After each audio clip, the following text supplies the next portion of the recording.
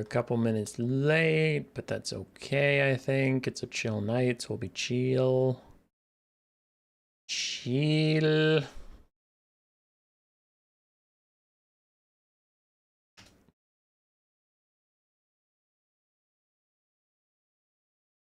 Yeah, we're a couple minutes late. All right, audio check's fine. I'm grabbing water. I'll be right back.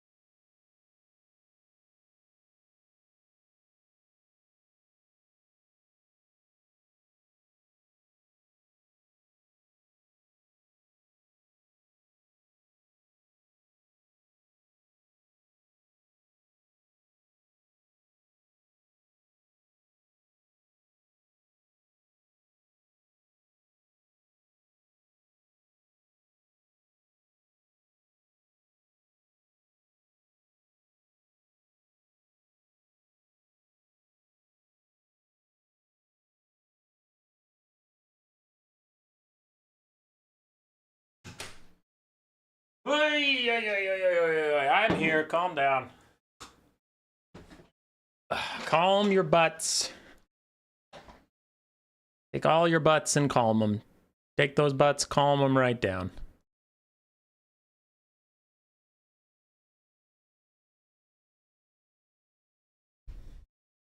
Okay. What do we have here, ladies and gentlemen?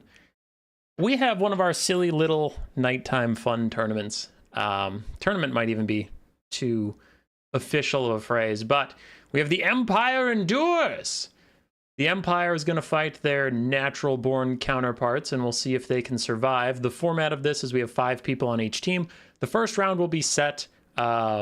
I know Skarbrand is a character in the game, but that's the player. So we have Karl Franz versus Archaon, Elspeth versus Tamurkhan, Marcus Wulfhart versus Nakai, Boris Todbringer versus Khazrak One-Eye, and Volkmar the Grim versus Mannfred von Karstein. If, let's say, we get here, right? Let's say the Empire loses all but Bloodpenguin, and Bloodpenguin beats Milky Way. The event is not over because Bloodpenguin can fight Olaf, Hayseed, Ash, but maybe he loses to Skarbrand, and the end result is the bad guys win. The Empire did not endure, but we keep going till everyone is eliminated on one team, right? Each of the players has a thematic army they're supposed to be piloting, like Karl Franz can take any Elector Count troop, Elspeth von Draken can take any of her Amethyst troops from campaign, Marcus Wulfhart can take the land ship because he got to Lustria on a boat, and he can take the heroes from his campaign. Boris Todbringer just has a larger army because I couldn't really find anything special about him, and he was fighting against the Beastmen who also don't have campaign units, so I was like, whatever, they just get bigger armies. And then Bloodpenguin on Volkmar can take a hero cap of 4. That should allow him to maybe take some witch hunters, maybe take some, you know, Sigmar priests. I forget if they're the archlectors. I don't think they're the archlectors, but I forget what they are. Honestly, it's been so long since I've seen them, I forget what they are. Warrior priests, I think. Anyway, on the other side, we have Archaon, who leading his hordes can bring multiple lords, because he did eventually bend every recognizable lord to his will. Tamurkhan can take his extended roster from his campaign. Olaf the Moose with Nakai the Wanderer, his SEM limit, that is how many big monsters you can have, is 7, so you should see a lot of good dinosaurs there. Khazrak One-Eye, again, has 18k funds like Boris, and Mannfred von Karstein can take the Sylvanian handgunners and crossbowmen. Base funds are 15k, which is a little bigger than your standard battle, but except for Khazrak and Boris, who can take 18k funds, we'll be playing on Conquest, and it should be a good time. So let's go get into our first game. I was sent the code. I was just running a bit behind, as I mentioned at the very start of the stream.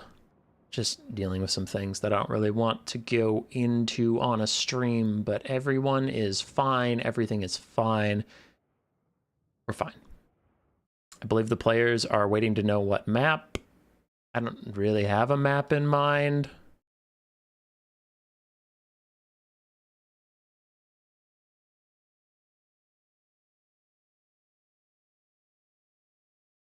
Okay, we'll do that.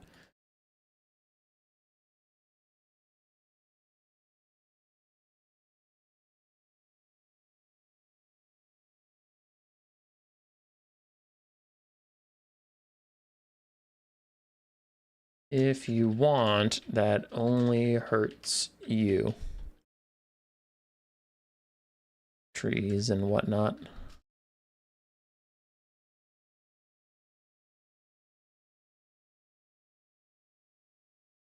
Is there anybody in the last Empire slot I could tap in Violov? No one. You are good to go. Okay. Pigman just signed up for our last Marcus Wulfhart slot, so I will throw him in there. Pigman 202. And they'll get started in a moment. So 1001 airstrikes and Hayseed. You are next. If you can get lobby up, and let's do map Ash Plains.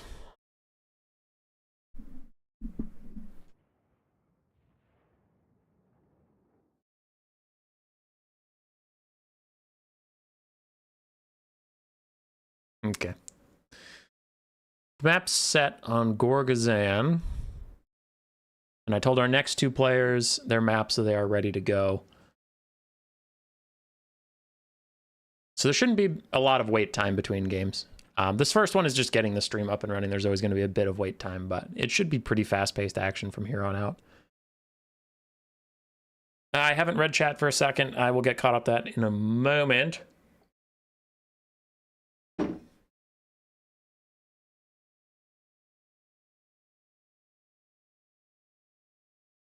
All right, let's check in on chat. Will's here. Why is Nakai on that roster? So Nakai and Marcus Wulfhart were opposites in that DLC. Marcus Wulfhart went to Lestria to hunt down dinosaurs, and Nakai defended the dinosaurs. So they were DLC companions. It's not like Chaos versus the Empire. You have Mannfred von Karstein versus Volkmar the Grim from the book Sigmar's Blood. And then the DLC where Helman Gorst was added, but that was actually more about Mannfred versus Volkmar. It's just Mannfred was already in the game, so they couldn't add him in a DLC where he was already in the game, so they added Gorst to his side character. Yeah, it's not like just good versus evil, it's just the Empire versus their counterparts.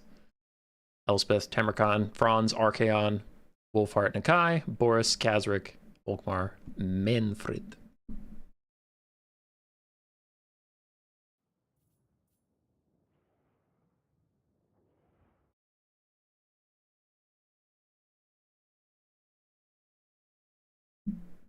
Could the Empire survive the Oblivion Crisis? Yeah, probably. I mean, they had guns, which is a pretty big deal, especially when your opponents are coming out of Oblivion Gates, which are a narrow choke point. It would be pretty easy to set up a spear box and just completely bottleneck the Daedra, for sure.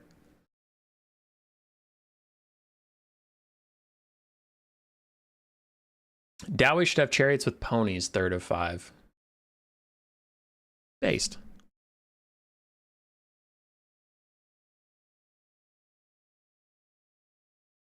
Should have signed up as someone, but someone already yoinked Nakai, and there was no Altharian or Xiaoming slot. Fair, Tequila Sunset. Hope you're doing well, sir. As long as your dog's okay, yeah, it's all right. Working on Squire bots. More handsome younger sibling makes me respect whoever wrote the code first a lot more than before, because mostly we're using old code and still tedious as fuck.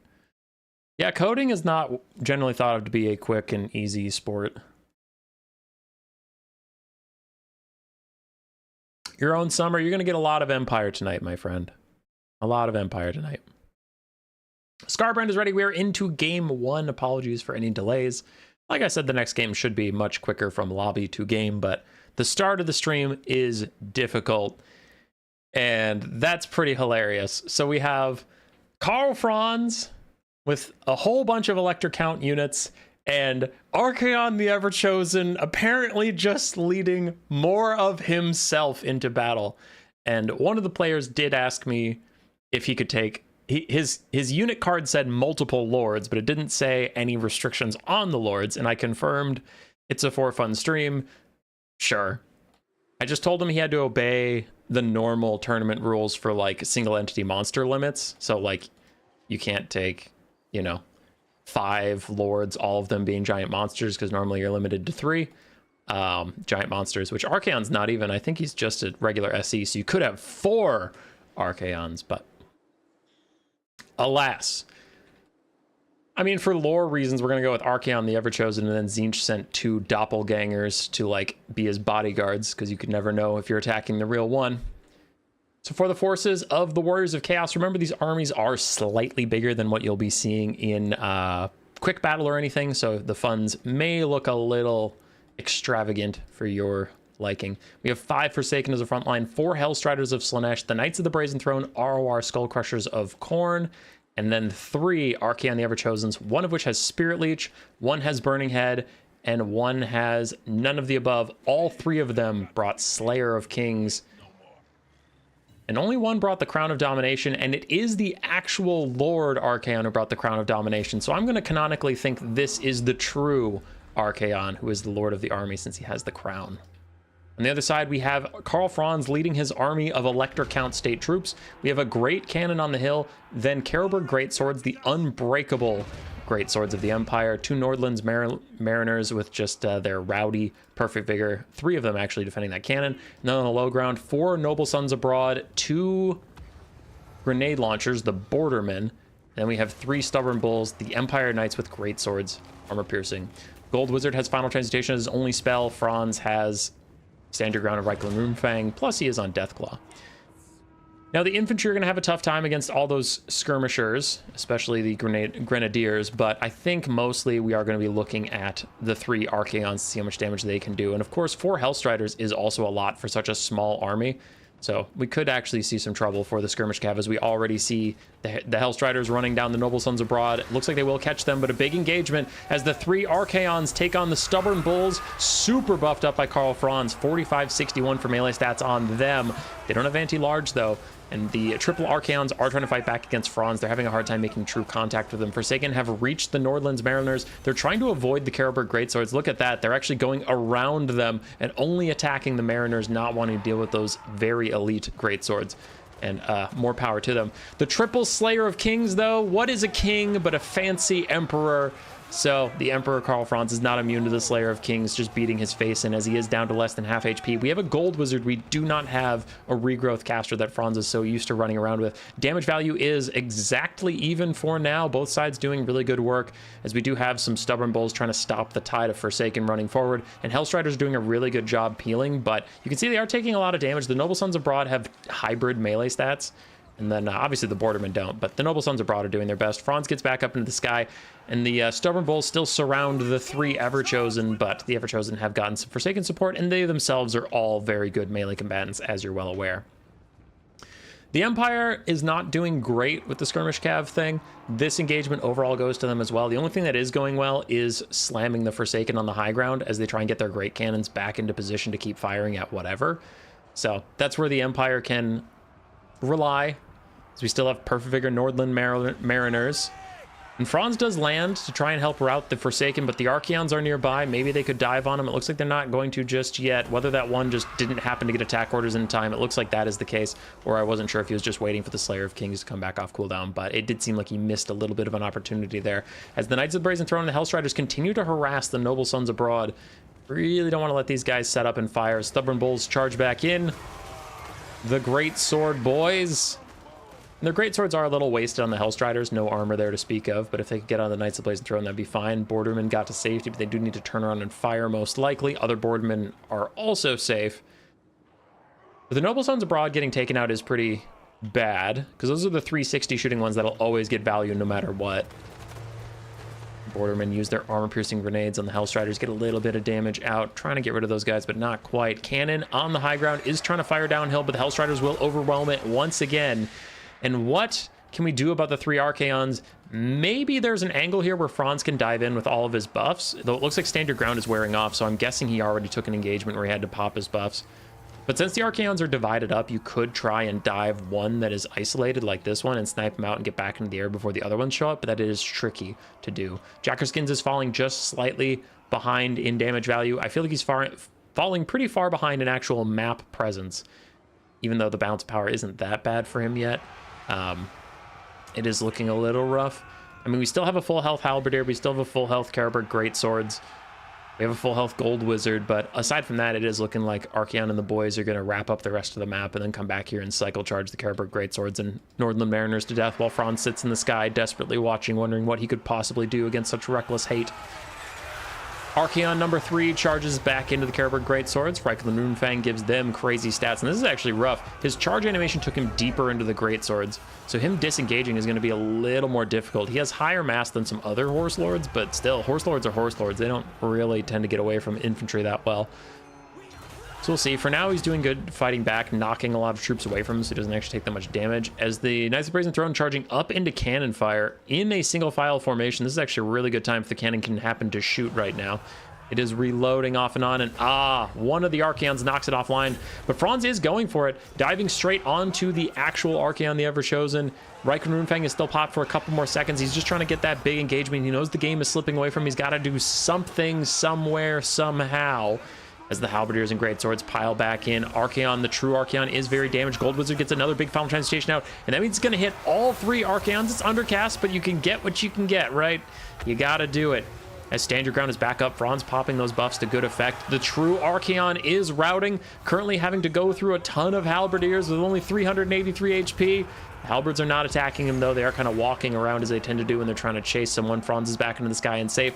Good comeback attempt from the Empire. Franz takes a Spirit Leech, but his leadership should be fine. Doing a lot of work in that statement. But these Nordland Mariners not giving up just yet. Still have fresh vigor for now. Rowdy is just starting to wear off. So they still have higher leadership and higher vigor than normal. Archaon, the true Archaon, dies as Franz dives back into one of the Doppelgangers. But the Doppelganger pops the Slayer of Kings. He's got to get away while Slayer of Kings is up. Ooh, 42 HP. One more hit and Franz is dead. Misses the attack there. Franz should be able to get back into the sky and just be a leadership source for the Empire. Takes off in the face of the Knights of the Brazen Throne. Shocking, but he is alive and his leadership's already positive. And there's no more capacity. No, there's still a Spirit Leech caster, so he could still die from Spirit Leech. But if the Warriors of Chaos are out of Winds of Magic, we're only 6 minutes in the game, so I severely doubt that. Maybe if you can snipe out the Spirit Leech caster, Franz can be a guaranteed leadership boon in the high ground. And like, I mean, we still have a lot of elite halberdiers and Khazrak Greatswords fighting back against cavalry and heroes, so this is not a lost game for the Empire just yet. Franz rallies only to rout yet again while still at positive leadership. I am confused and scared, but I guess it is what it is. I haven't seen a ton of Final Transmutations. I saw like 3. So he has to have at least 1 undercast left, maybe an overcast. And these Archaons are leaderless. They lost their lord, so they have -10 leadership. As all the infantry of the Empire pile back in, the Knights of the Brazen Throne are cycle charging over and over and over again. But every moment they delay, the Archaons take a little bit more damage. The Northern Mariners do start to tear out, and the Gold Wizard is going to act as juicy bait, trying to get people to turn around and keep fighting in these halberds. Franz is just trying to chill out in the distance, cannot rout again, or he will shatter, as another one of the Mariners is going to tear out away. No Final Transmutation yet. A Spirit Leech takes out Franz, and that's probably the death knell for the Empire. Their leadership was already faltering, and now it is just an objective disaster. As everybody falls apart, army losses hits, and the Khazrak Greatswords, the unbreakable chads they are, can probably finish off the Forsaken. They can probably finish off the Hellstriders, but they can't finish off the Knights of the Brazen Throne and Archaon. That's just too much to ask out of them. The Empire will fall in game 1 in a very close game to start off the stream.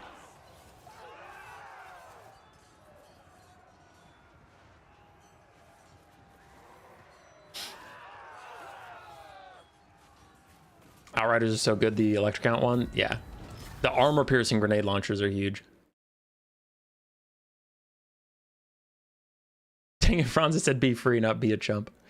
Franz got some decent buff work in, but he's not going to get too much value since those Archaons just deleted him in that first engagement. After that, he had to kind of play like a support lord. Noble Sons Abroad got mostly run down by the Hellstriders, not great value there. Grenade launchers did fine, Cannon did okay, Stubborn Bulls did okay, but the infantry were really the heroes. The Nordlands Mariners all paid for themselves, almost twice over. For the triple Archaons, they did all right. They did their jobs. Basic Forsaken did okay, considering the infantry they were up against was way more elite than them. Really, the heroes of this matchup were the Knights of the Brazen Throne and the Hellstriders. They did a lot to save this game. GG's, lads. GG's. As I go looking for the next lobby, bring you to this. So I need this one. Jackerskins and Karl Franz falls. White isn't a great color. We'll do soft red of the Empire. But there's still 4 Imperials to go. The Empire is not out of it yet. Do not despair, my friends. We will be just fine. Next up is Elspeth von Draken versus Tamurkhan. Both have access to extended roster troops, though Elspeth is limited to just her Amethyst troops, while Tamurkhan gets whatever is in his back pocket. This was just a decision made once, and not all of the Empire characters all get their extended rosters, which could be a little redundant, but also Elspeth is just kind of a better, more meta lord than Tamurkhan is, and Empire is a better, more meta faction than Nurgle is. So in the interest of trying to even those odds and make a closer game, I figured we would limit what special units the Empire could take, and we would give Nurgle access to their extra roster and see if that gave them a little bit more oomph.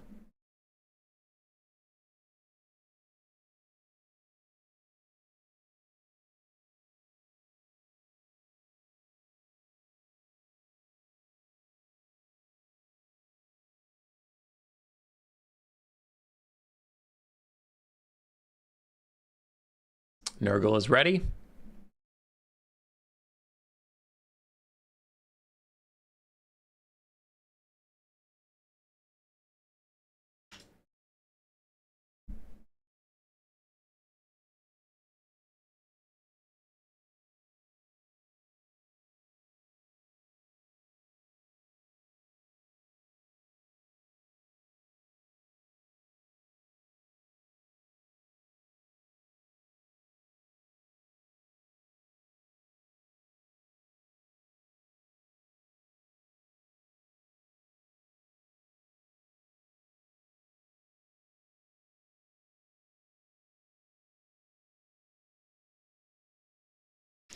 All right. Our next lobby is set up as we have loaded in. We're already here. Nice job, lads. Nice job. So, for the armies, the Empire bringing a very small troop count, but they did bring 2 of the Amethyst land ship. We have an Amethyst Hellstorm rocket battery, a couple Empire Knights. Whoa. Whoa. There we go. 1 Halberdier, 2 Amethyst Ironsides, 2 Amethyst Outriders as well, and Elspeth von Draken with Spirit Leech on top of her Carmine Dragon. A very small elite Imperial force. On the other side, for Nurgle, with their access to their campaign exclusive stuff for Tamurkhan, we have Chaos Dwarf Infernal Castellan as our Doombolt. Then we have Khazrak Fimdarich, a Famir caster from Norska, Pit of Shades, and Pendulum and Melkoths. We have Marauders of Nurgle and Chaos Warriors in the front line, some Infernal Guard with Fire Glaives, again from the campaign exclusive roster that Tamurkhan can bring, some dogs, some Skin Wolves, and then the Maggot Lord himself on his Toad Dragon. And he did not, it looks like he brought him naked on his Toad Dragon, because he has the Feast and he has the Breath Attack, but those are both native to him, and the Toad Dragon can't take those off. Okay. Empire's winning this. The Amethyst units are pricey as hell. We'll see. We'll see if he can keep the Amethyst land ships safe from these Infernal Guard, because those Fire Glaives could be a menace. Land ships are weak to ranged fire, especially armor-piercing ranged fire, and single-entity duelist monsters. They are very strong against anything else in melee, because, I mean, if you keep them moving, even, like, armor-piercing heavy cav just has such a hard time keeping on them and actually doing damage while they're moving. So, if he keeps away from Tamurkhan, and if he kills off those Infernal Guard, the land ships can actually just carry the rest of this game. For sure.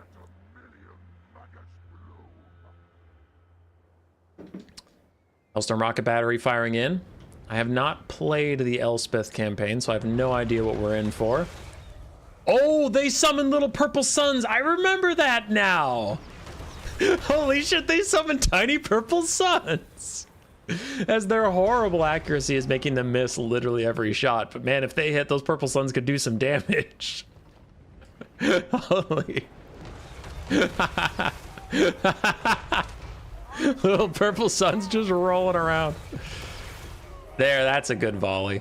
Still not as much damage as I would have expected, though. The Purple Sun's just kind of going nuts in the background. I imagine they're better in campaign against, like, super clusters that the AI tends to form, you know?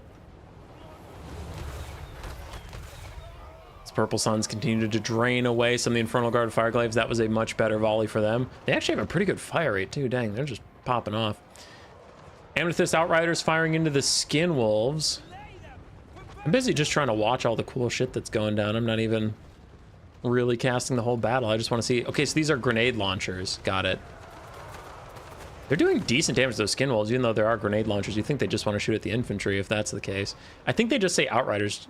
They don't say they're the grenade launcher variant, so I could understand why me and airstrikes are a little surprised. Empire Knights taking a straight fight with Skin Wolves while getting supported by the Amethyst Outriders. That should be good for the Empire Knights. Skin Wolves don't have armor piercing, but I mean, they'll win it eventually, but with the extra support, you'd think they'd be fine. Amethyst Ironside's getting some shots in, but here's where we're going to start running into trouble, where all the Skin Wolf focus, while it is justified, is also starting to hurt the Empire, is those Outriders and grenade launchers were not killing all the infantry that's showing up, so now the infantry is starting to overrun the back line. Amethyst Ironside's trying to provide a little bit of support here and there where they can, and Tamurkhan gets a good breath attack down the Empire Knights, gets them to rout, as he is going to take the fight with Elspeth von Draken, and Elspeth is generally considered a very strong character, but she is not known as a strong character for being able to duel people. She's known as a strong character for, you know, insta-sniping things with Spirit Leash plus her Carmine Dragon breath attack, but just being in a fight with Tamurkhan is going to be pretty bad for him. The Amethyst Landship is currently being used purely as a ranged tool. It does need to get involved and be more of a chariot slash war wagon, so it's just straight up dueling with these Infernal Guard Fireglaves is not going well for it. Tamurkhan is getting good shots onto Elspeth, so things are going kind of south for the Empire at this point as the Amethyst Ironside's trying to hold their ground, and the Outriders are chased off by the Skin Wolves, who are not deterred by a little bit of damage. But yeah, we can see those Infernal Guard with their Fireglaves getting really good value, just lighting up these landships that got to get moving. They've got to get active in the game. It can't stay static like an artillery piece. The Ironsides did defend themselves from some Chaos Warriors, push them back. Now these other ones are going to keep firing at the next Chaos Warriors that take their place. So go Ironsides, go. Our first landship has exploded, and Elspeth got back up into the sky, so that's a pretty big win for the Empire. I was worried she's going to get straight up sniped out by the Maggot Lord. The landship is now falling back. For those 3 crucial Infernal Guard we mentioned, the Hellstorm Rocket Battery is still making a mockery out of one. It's almost dead. Another one was dead, and it's back, and this other one is quite damaged. So if the Empire can find a way to finish off those Infernal Guard, we still have one landship that can do a lot of damage in the late game. Skin Wolves are returning. One of our Amethyst Outriders can come back as well. The other one, with help from an Empire Knight, good job getting a rear charge from the Empire Knight onto the Skin Wolf, saving those Outriders. So there's still hope for the Empire in this game yet. The only mistake so far was leaving that one landship in range of those Infernal Guard, but otherwise they're doing pretty darn well, chasing most things off. Elspeth's got to get back into the sky again. She can't allow herself to get charged by Tamurkhan. Skin Wolves are here to shut down the Hellstorm Rocket Battery once and for all. And they also might be able to surround Elspeth so she can't get back off the ground as the Maggot Lord again starts to tear into her with that Toad Dragon. Other Empire Knights chasing off Skin Wolves on the high ground. Hellstorm Rocket Battery is routing. Elspeth is taking a lot of damage. The Amethyst Landship is sitting in melee with Chaos Warriors, getting shot on multiple sides by these Infernal Guard Fireglaves. It's got to keep moving. You got to keep going around. Elspeth von Draken has 2 of her very powerful laser breath attacks left. She is trying to get back off the ground. Death's Timekeeper draining down Tamurkhan's health and healing her a little bit, which she desperately needs. The Landship is taking just so much damage, though, as these Infernal Guard are lighting it up with value. 2,000 value on one of the Infernal Guard. How's this Infernal Castellan doing? He's got 900 value. He's doing okay. Elspeth can't get away from the Skin Wolves. They now have her fully surrounded on the high ground. And Tamurkhan tries to do a breath attack, though I'm guessing it's going to hit the hillside or do friendly fire. Yeah, in fact, he just cancels. He doesn't want to deal with that anymore. The Outriders are here. They can finally start shutting down the Infernal Guard, but the landship is gone. There are no more landships for the Empire. Elspeth is even routing. She will not get off the ground. She is going to die in the clutches of those Skin Wolves. So the OP Amethyst Empire that chat said couldn't possibly lose did in fact fall to the Maggot Lord. Chat.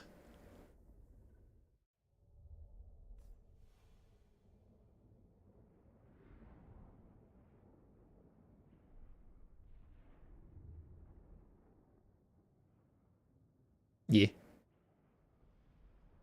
The heroes did all right. One of the Skin Wolves got 2,300 value. Infernal Guard, you can see which one he shut down immediately. That just didn't get to participate. The other 2 got really good value.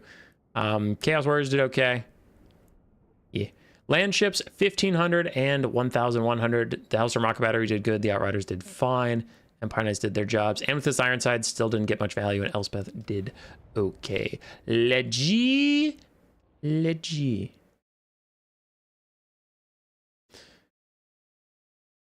Empire endures on Ash Plains, Toothgrass Hill. There we go.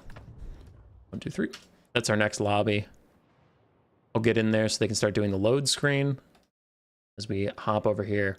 Airstrikes, hopping out of retirement just to help us with this stream.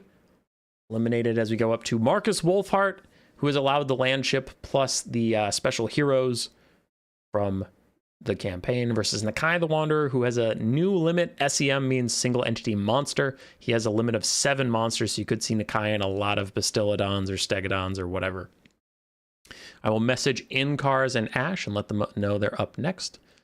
We are back in the lobby for now.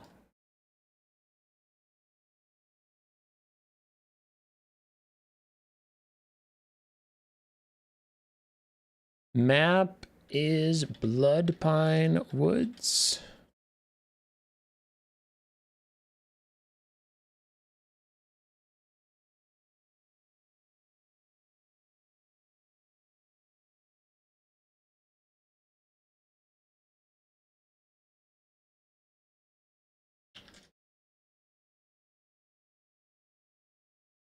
All right, Lizardman ready. War God YouTube, also known as Pigman202, thinking about how to get their Marcus Wulfhart build perfect.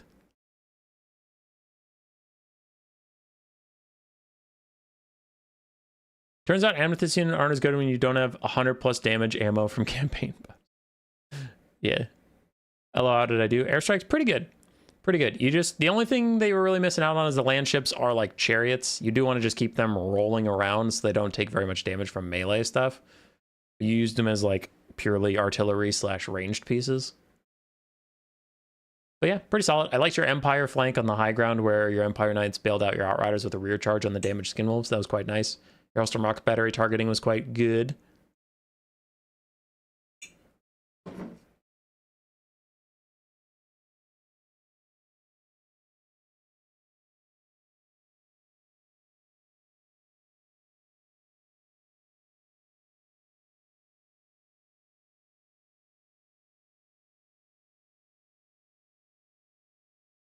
You had no idea how to use the land ship? Fair and based.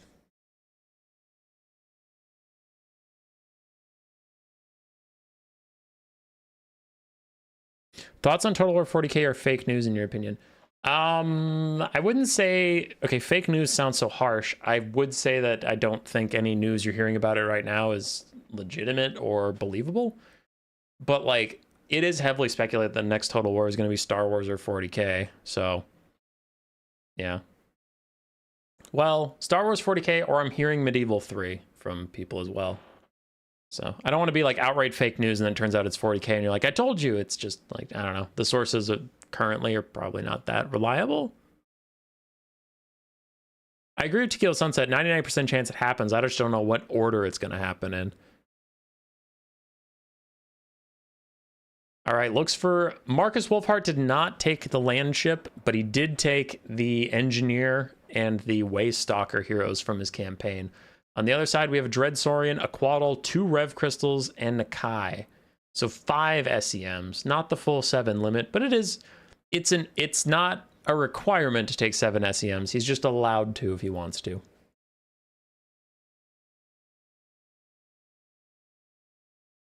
Star Wars Total War is bizarre to think about.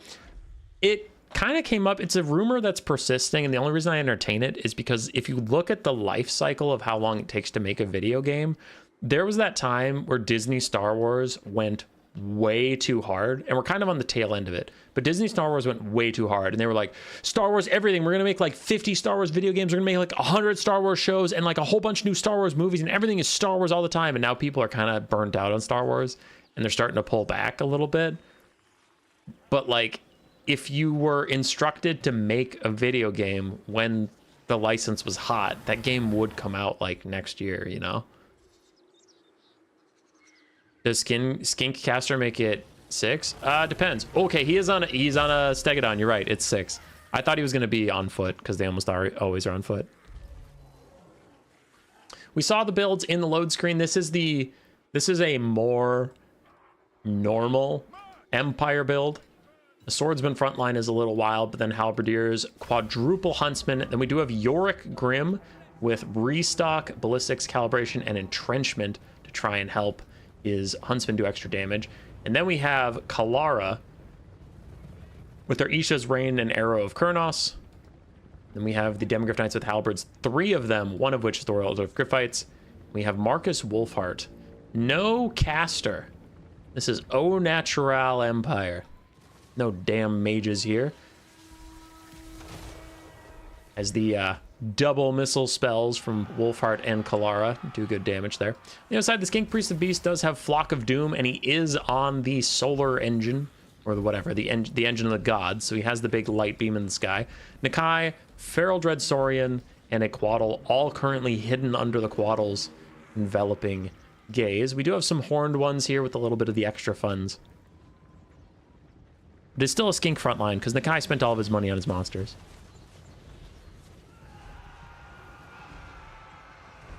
Feral Dread Saurian is now spotted. There goes Marcus Wulfhart's net, and that should give the Demigryph Knights a good solid charge, though I don't know if they want it. The Dread Saurian is decent at defending himself, as you can see, and we do have a bunch of cohort of Sotek Red Crested Skinks here to help out as well. Something is going down. It is the Quaddle's Bound Chain Lightning. Hitting a lot of those Huntsmen are just trying to reform right now, but the Feral Dread Saurian is taking a shellacking, surrounded by these elite Halberd Demigryph Knights and getting shot by all these Huntsmen and heroes. He is already down to half HP. The Rev Crystals will have to soon give him a little bit of healing if they're even able, but in the trees, there's a bit of a disaster. The Horned ones are getting an engagement with the Demigryph Knights on top of Red Crested Skinks. You should think that would go to the Lizard Men, but who knows? Demigryph Knights are kind of wild and sometimes. Kalara's first use of her bombardment is coming in, if I am reading that right. I can't think of what else it would be. So good damage in from her, really good stuff. But on the other side, we have the Engine of the Gods giant sky laser beam. So both sides doing unholy deity destruction on the other forces. As this swordsman front line completely collapses under the effects of a sky laser. Feral Dread Saurian gets a heal on his way out, but I think the Demigryph Knights should be able to chase him. No, they're entrenched. They're self-netted, but giving themselves 20% more physical resistance in that blob fight, but it looks like the Royal Dwarf Gryphite should be able to take up the slack.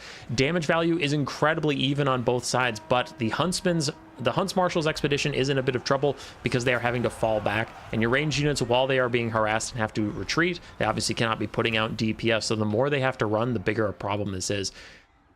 The Royal Dwarf Gryphites need to hurry up and finish off the Dread Saurian they're chasing so that they can come back, because they don't want to allow that big, giant, scary, expensive monster to return, so they are stuck chasing it. But the longer they're chasing it, the longer they're not back here, you know, peeling and defending against the Quaddle and the Rev Crystal and all this nonsense. As Wulfhart gets another clutch net off, Rev Crystal healing up the Quaddles, the Huntsmen just stand their ground and try and get some shots off of point-blank range. It's all they can do, though I do wonder if they're going to have that ranged unit bug where they don't fire because something's too close. Nope, they're firing. They're okay. Swordsman in the trees fighting Red Crested Skinks and the Horned ones. Kalara uses her little Pravenoth Rema. Why can't I never remember that thing? The Waystalker ability. Pravenoth Rema is the net. It's the other one. Arrows of Kurnos.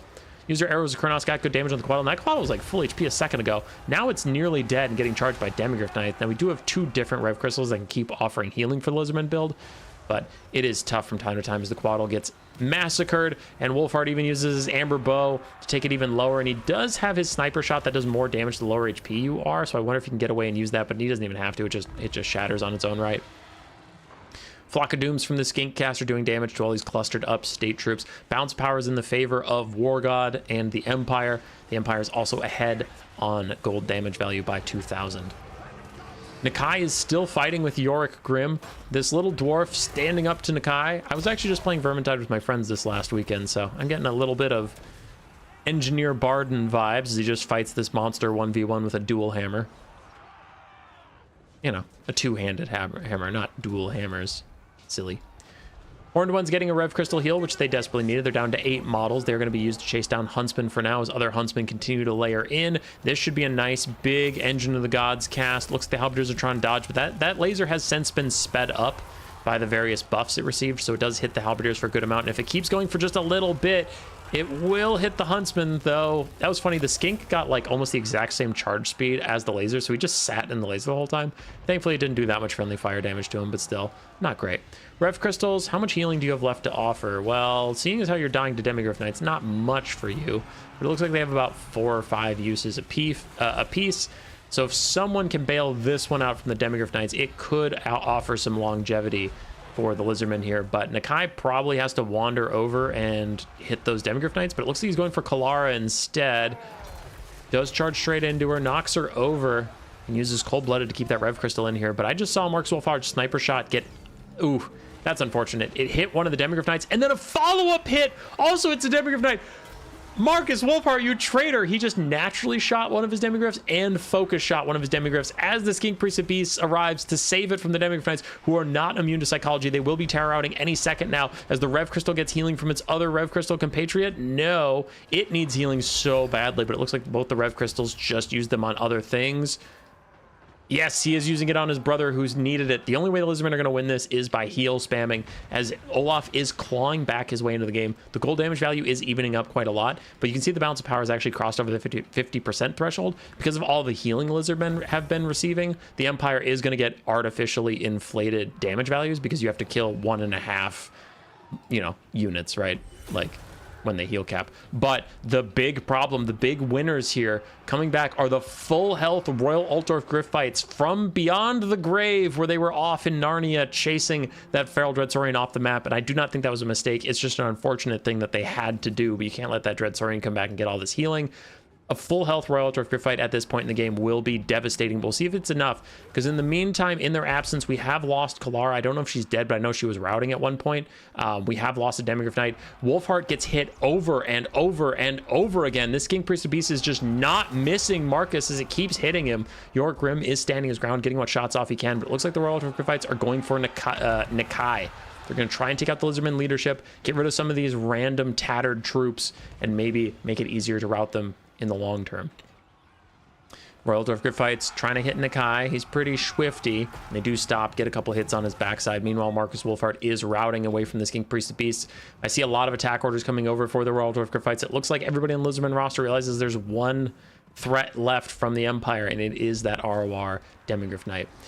Yorick Grimm, surrounded by skinks, again pulls out the hammer, has to fight his way out before he goes down, and someone needs to pick him up. Haha, more topical Vermintide references. And the Rev Crystals are spending a lot of their time healing each other because they know they're so low that if they don't do that, they'll actually just die. Marcus Wulfhart is allowed to rally. Red Crystal Skinks were on his tail, but they're so low on health, they weren't considered enough balance of power to be worth chasing him off. As the Royal Dwarf Gryphites are running instead of fighting, I disagree with this because you see how much damage they're taking as they retreat. I guess they just decided they weren't in a winning fight and they want to get out of it, but I feel like they're taking a lot of damage on the back end. Marcus Wulfhart is safe. He is running away as another Flock of Doom continues to hit the Royal Dwarf Gryphites, who are just not having a good time. Bounce power gets further and further away from the Empire, but Wulfhart is about to be saved. The last of these Demigryph Knights have rallied. A side charge on the Red Crested Skinks should get rid of him. Wulfhart is free and clear. He has no special abilities left, but he has a lot of dangerous anti-large ammo. Yorick Grimm also running away from Skinks as these swordsmen try and save him, but the big problem is going to be that Rev Crystal that's following him up.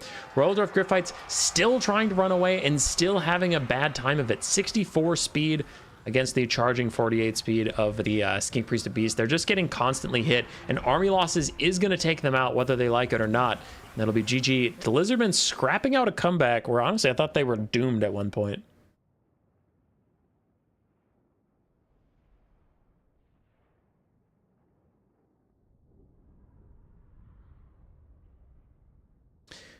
It was a tiny thing, but I do want to say Marcus Wulfhart absolutely betraying War God probably lost him the game. That point where he had a full surround on one of the two precious healing dinosaurs, and that sniper shot should have killed it. And when the sniper shot just hit a Demigryph Knight in the back of the head and killed it, when he fired a follow-up shot that also would have made it rout, and that shot killed another Demigryph Knight, that was messed up. So Marcus did War God dirty and cost him a very close game, because that was the point where the Lizardmen were like just about to break.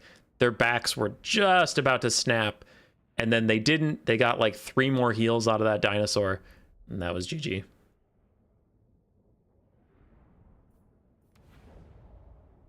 You hate to see it. I supposedly have another game to go find. from Incarz and Ash. This should be our larger than usual. All the battles will be larger than usual tonight, but this one is 18k funds instead of 15k funds because I couldn't really think of that much special that these armies could do. Since we do have Khazrak versus Boris, Empire have, I mean, not the Empire, the Beastmen have no campaign exclusive units at all, and Boris Todbringer just has the Swords of Ulrich. So, I don't know. I just thought that these two would rally giant hordes to fight each other. Boris getting all of Middenland together to Middenheim to run down Khazrak 1 high. And Khazrak, of course, running the Beast Hordes. At the very end, we have Bloodpenguin versus Milky Way. For any Empire despair chatters right now, I will say I think you will get an Empire win on a Bloodpenguin. He is a top tier competitive player. Empire is one of his main factions, and Milky Way is a newer player. We love Milky Way. I'm not trying to shit on Milky Way, but I also like setting reasonable expectations. And I don't know. I personally dislike it when casters, and I don't know of anybody in Total War who does it, so I'm not trying to just like call out anybody passive aggressively, but I know in League of Legends sometimes it'll be like, oh man, these two teams, anyone could take it. And I'm like, nah, dude, Genji is way fucking better than like 100 Thieves. Don't give me that shit. So anyway, I don't like it when casters artificially pretend everyone is the exact same, and I will not do that. Milky Way is an underdog that we love, an underdog that we respect, but an underdog nonetheless. Wasn't Chaos versus Order also a sweep? It was a sweep. Skaven versus everybody else, I think that was also a sweep. We can't just have sweeps in these special events, damn it. And what sucks about this one is these games are actually close. So for once, chat can't just say, wow, Human Boy, you made bad restrictions in an uneven event. All three of these games have been close. And they could have gone either way. And yet they all went one side. And if we get another 5-0, people are going to be like, you made a bad event. And I'm going to be like, nah, dude, coin flips are rough.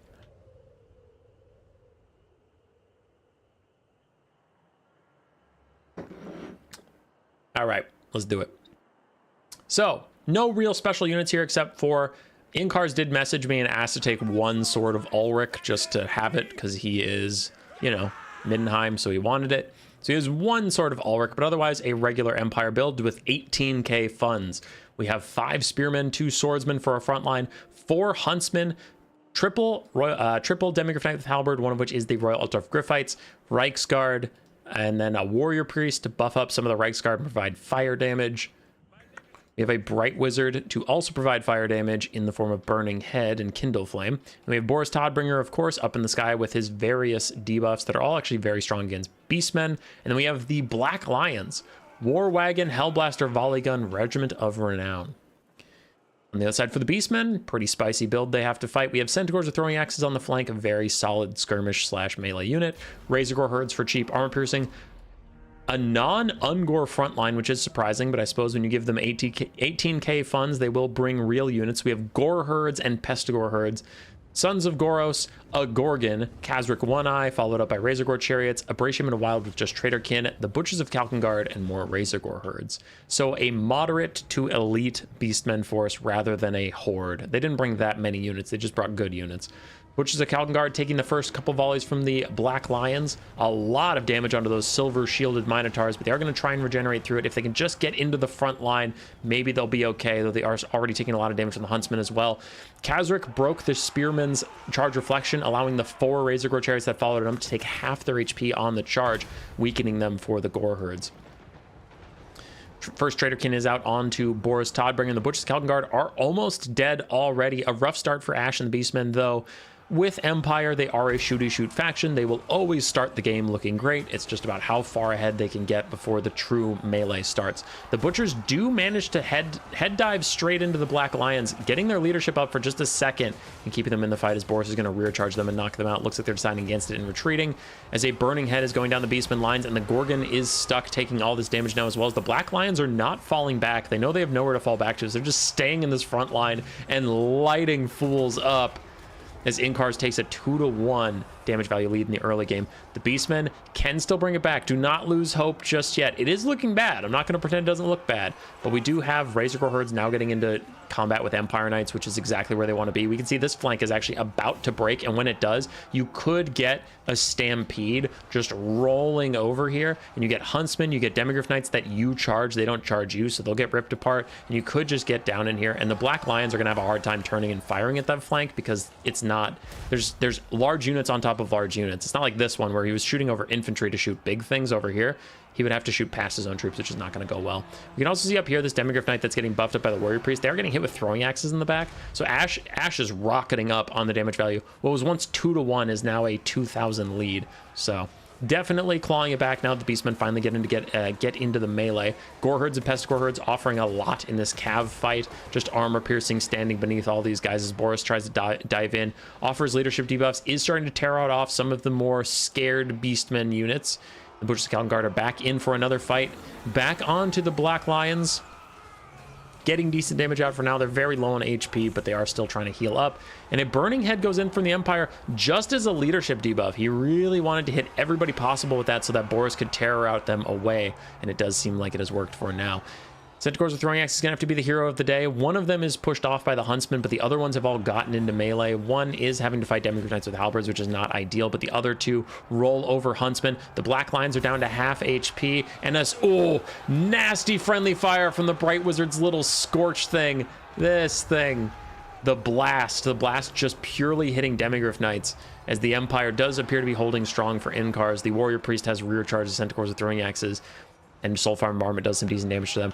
Khazrak and Boris get the duel of fates going, as was predicted in lore. Khazrak needs to win this if the Beastmen are going to have a chance, because everything is kind of falling apart for them right now. Yes, they have compromised the backline. Yes, they're chasing off the Huntsmen and things are going okay, but the Empire did successfully get far enough ahead in the early game that I would feel comfortable saying that they are going to take this game unless something wild happens. And Khazrak is trying to make that happen now. He's popped Scourge, but he's actually ignoring Boris. I don't know if that's the wrong decision. It's just... I was so ready to talk about him fighting Boris that when he left, I was like, wait, what? Looks like for now, he's just tearing through the swords of Ulrich. And maybe now he is trying to go back in onto Boris. I don't know what to believe anymore as a Burning Head goes down. Trying to get rid of the Butchers of Calgon Guard with that extra leadership debuff, plus them already being low, plus they're fighting Boris, plus all of his leadership debuffs. It looks like it is enough. But the bounce powers come back right to the middle, and Ash has fully caught up on damage value. We are now 1,000 apart in an 18,000 gold game. So 1,000 doesn't mean shit, as the Beastmen infantry are coming out on top over the Empire infantry. The Gorgon has rallied, and he's trying to fight some helpless Empire Knights and get him some of that sweet healing, which you could also get by chasing off these Huntsmen. Centaurs are throwing axes, trying to fall back away from the Empire Knights and help out a little bit, but the Royal Dwarf Gryphites, no, those are regular Demigryphs, are trying to also charge in. We have some Huntsmen rallying on the far sides. This game went from being very scary for the Beastmen to 50-50. Anyone could take it. Traitor King Castor gets terror out of for now, but he will be back. And Khazrak is kind of stuck right now in Royal Altdorf Gryphites. He's whipping back at them, but Boris is in, again doing good damage to him. And Boris has that slow healing from the Midland Runefang. Khazrak is stuck with the HP he gets. All of his infantry support is leaving him. This could be a big loss for the Beastmen. Their leadership is already not doing great, with Boris and the Bright Wizard just abusing them constantly on their low leadership values, and losing your Lord is a disaster on top of that. So Khazrak has to find a way to get out of here. He's currently terror outing. I can't find his HP bar behind Boris's fat ass. And the Huntsmen have rallied. Centaurs with throwing axes are too low to actually get rid of the Huntsmen. So Huntsmen do manage to just fight back. A Traitorkin onto Boris, but he's full HP. That slow poke is not doing enough. I imagine his heal cap is just around the corner, but still, he is plenty healthy. He is finishing off Khazrak One Eye. And while the Empire is a depleted force, we have a Gorgon chasing down all these random units. If you really look at the Empire, we have an almost dead Huntsman, full health Warrior Priest, full health Bright Wizard, full health Boris, and then some almost dead infantry. So it came down to the wire, but without Khazrak, without the Traitor King Caster, I don't see what in this Beastman build is able to take on the hero squad that is left. I think left to their own devices, you could clean up the Swords of Ulrich, kill off the Demigryph Knights that are still left, kill off the Huntsmen, but 3 healthy heroes, especially Boris Todbringer, is just too much of an ask in my opinion. As the Centaurs throwing axes trying to be heroes, they could actually charge in and save Khazrak's life. Now, I don't know if he'll rally. He is a Beastman Lord. Low leadership kind of comes with the territory, as the Centaurs throwing axes not going to throw their bodies into the fray to save their lord. They are just relying on the throwing axes portion, but every second they do this, Khazrak gets lower and lower. I have to think that's a mistake that they didn't charge in and try and just break the Royal Altar of Gryphites on leadership to save Khazrak, just to prevent this. We see now the white flags appearing above all the Beastmen as they have a chain rout due to losing their lord. It is a bit of a disaster, but wanted to play safe with those Centaurs throwing axes, really betting that that was all that could beat the single entities in the late game. But I still think it would have been worth just sacrifice them to get Khazrak a little bit more to safety. Maybe Boris would have just flown him down anyway. Maybe it was a doomed effort from the start. Who knows? But just saying. Without Khazrak, I mean, their leadership is just too piss poor. Look at all these shattering units now. And Boris, anybody he flies at is going to immediately rout except for the Gorgon. Wasn't Milky Way playing Counts? Yeah, he's playing Counts.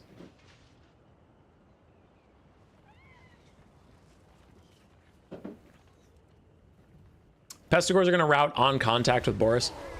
There they go. And army losses takes the Gorgon out before he can even get a real fight with Toddbringer, though I do think that game was probably over. I really don't think that the Gorgon could 1v3 those guys at his low HP point. So the Empire is on the board. They did it. They got a W. Incarz and Boris Toddbringer are the Emperor that we deserve, apparently.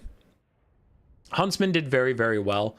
Swords of Ulrich and other swordsmen and spearmen just kind of got crushed. Reiksguard did their best to hold their ground. Demigryph Knights did fine, and the Black Lions did fine.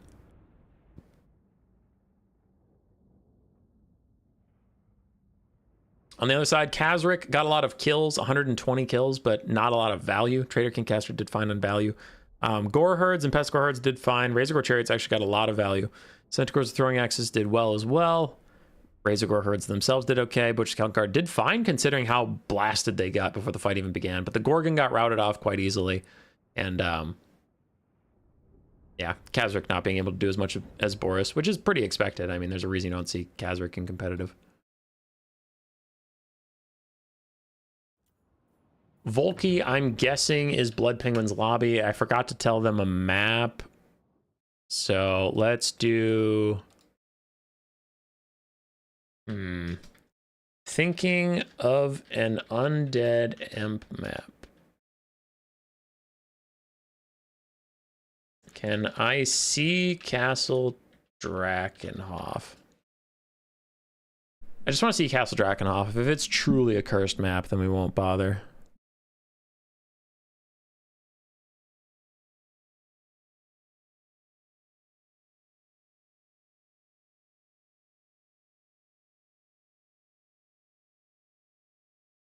Okay, not Conquest. Got it. Oh. All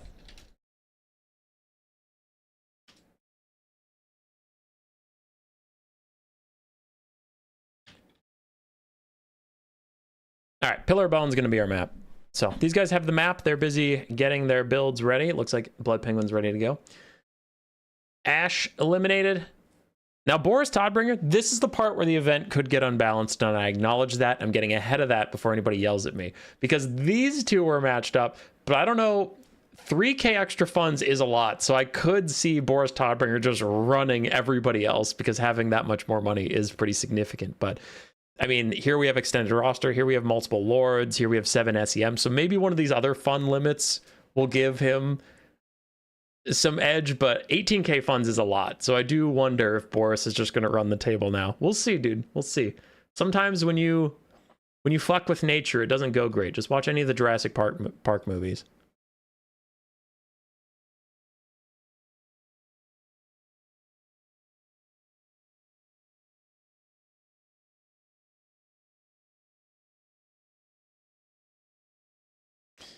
Okay. All right. We're into the game.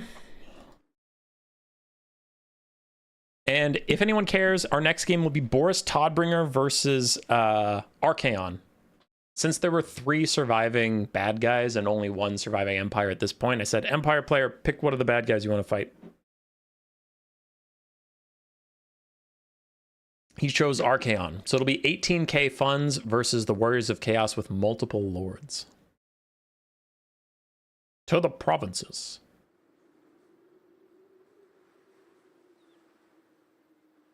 Your players are so concerned with whether or not they could. They never stop to wonder whether or not they should. Yeah. Oh, Queek Inofficial. Oh, so many of the XMT guys have weird names. He's fighting Nakai. Got it. Sorry. Fake news. He was not fighting Archaon. He chose Nakai the Wanderer. So the 7 single entity monster capable lizardmen versus the 18k but no special units Empire. He chose Archie. How bold? Yeah, no, I got that wrong. I'm fake newsing all over the place.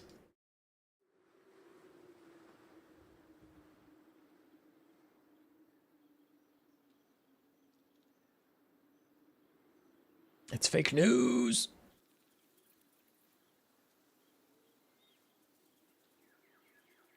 Bloodpenguin just loading in. Slowly, steadily. This does seem like a good time as we have 87 people watching in the middle of the night. If you are not subscribed to the channel, maybe consider doing that. We do some campaign stuff, though this is like 95.2% a multiplayer channel. We have some serious try-hard multiplayer events. We have some fun multiplayer events like this. We have some times where I'm just playing. We have some times where other people are playing. We have a little bit of domination, though mostly conquest and land battles. We sometimes have 2v2s. It's really, we got everything. This channel has everything. So if you aren't subscribed, like, think about doing that. Come on now. It costs you nothing. All right. All right. So our final matchup is Volkmar the Grim, and his special thing is he could bring 4 heroes, I believe. Hero cap is 4. So your normal hero cap is 2. You can bring a Lord and 2 heroes maximum.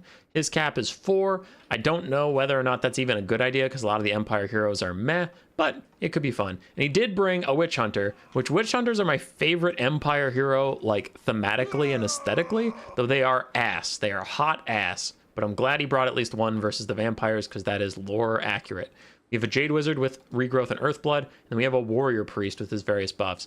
Demigryph Knights, now that the Empire has extra funds because all these battles are played with 15k, it seems like a lot of the Empire players are liking to bust out those Demigryph Knights with that just little bit of extra money you've always wanted.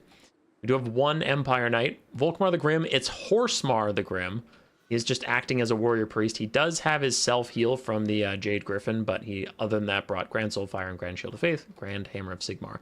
Front line of Spearmen, backed up by Crossbowmen and the Silver Bullets. It would not be a Bloodpenguin Empire game without the Silver Bullets.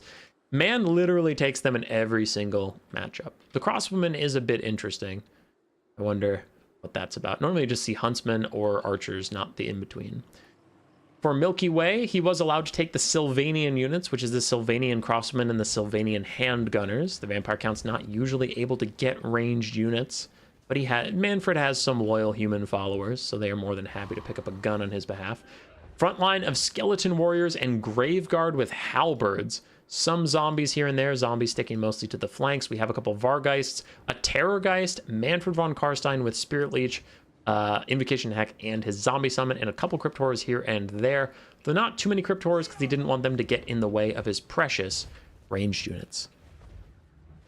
Hey Black Knight, how you doing? And lore videos 911 Detective. True, though recently we did a Witcher one, so it's not always Warhammer lore.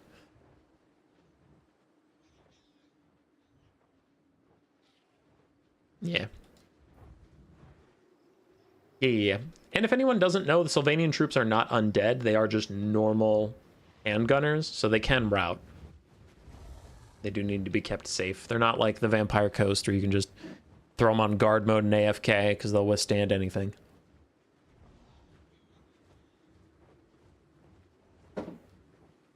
You have returned just in time for War of the Bald. You missed some pretty good games, dude. It's been all good games today. Very close ones. Somehow, every game has gone one way and then, like, rallied. And it's not always a rally to victory like that last one where the Beastmen and Empire fought. One side got very low, then they got the bounce power back to 50-50, and then the side that was ahead initially won it anyway. But I will say every game so far has been like, oh, it's looking pretty bad. Never mind, it's even. Okay, it's, you know, blank one. Black Knight, how you doing, dude? I have a stream today and tomorrow. We haven't hosted too many tournaments because partially... I gotta focus on the game in a second, but we haven't hosted too many tournaments recently because Tequila Sunset hosts like 50 a week. Tactical Lich hosts like 1 or 2 a week. Prime's been hosting them, and JP hosts like 4 a week. So when the meta is kind of stale and I'm waiting for a patch for some of my big tournaments I have planned, and then you also have all these other hosts hosting a bunch of tournaments, I'm like, man, I don't want to just host another tournament when there's already so many. So we decided to do something a little fun tonight, a little different, so people wouldn't call us a washed up hack. Meanwhile, Terrorgeist is up in the sky, getting shot at by crossbows and the silver bullets. Does need to get moving, needs to stay mobile, can use their healing. Mannfred and the Terrorgeist both have healing, but they can't afford to just sit in front of the range units and get shot. Mannfred is wandering up. I hope he's just throwing a zombie summon. They need to retreat because the silver bullets are after him. Yeah, good job. Good job, stick and move, throws down the zombie summon, immediately paths away, and silver bullets are going to get a little bit of a poke on him, but it is whatever. Sylvanian handgunners and Sylvanian crossmen are losing the duel with the Empire, as it appears the Empire is focus firing them down, while the Sylvanians are a little slower on the uptake. You can see one of the crossmen is firing into shielded swordsmen. The other one is currently watching a flank, waiting for the flank that's never going to come, because Bloodpenguin just didn't commit to it at all.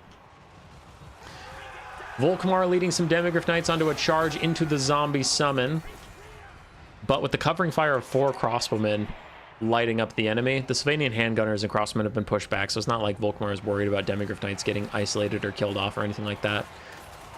Now, Vampire Counts do have a better front line in general, but also especially because they brought Graveguard with halberds. They should get through those spearmen. It's just about whether or not they'll get through the spearmen in time. We have Vargeist on the flank also waiting to dive in, but we are a little slow on some of the engagements, and it is costing them quite a lot. The Vampire Counts, you need to be patient, but also need to get your timing perfect.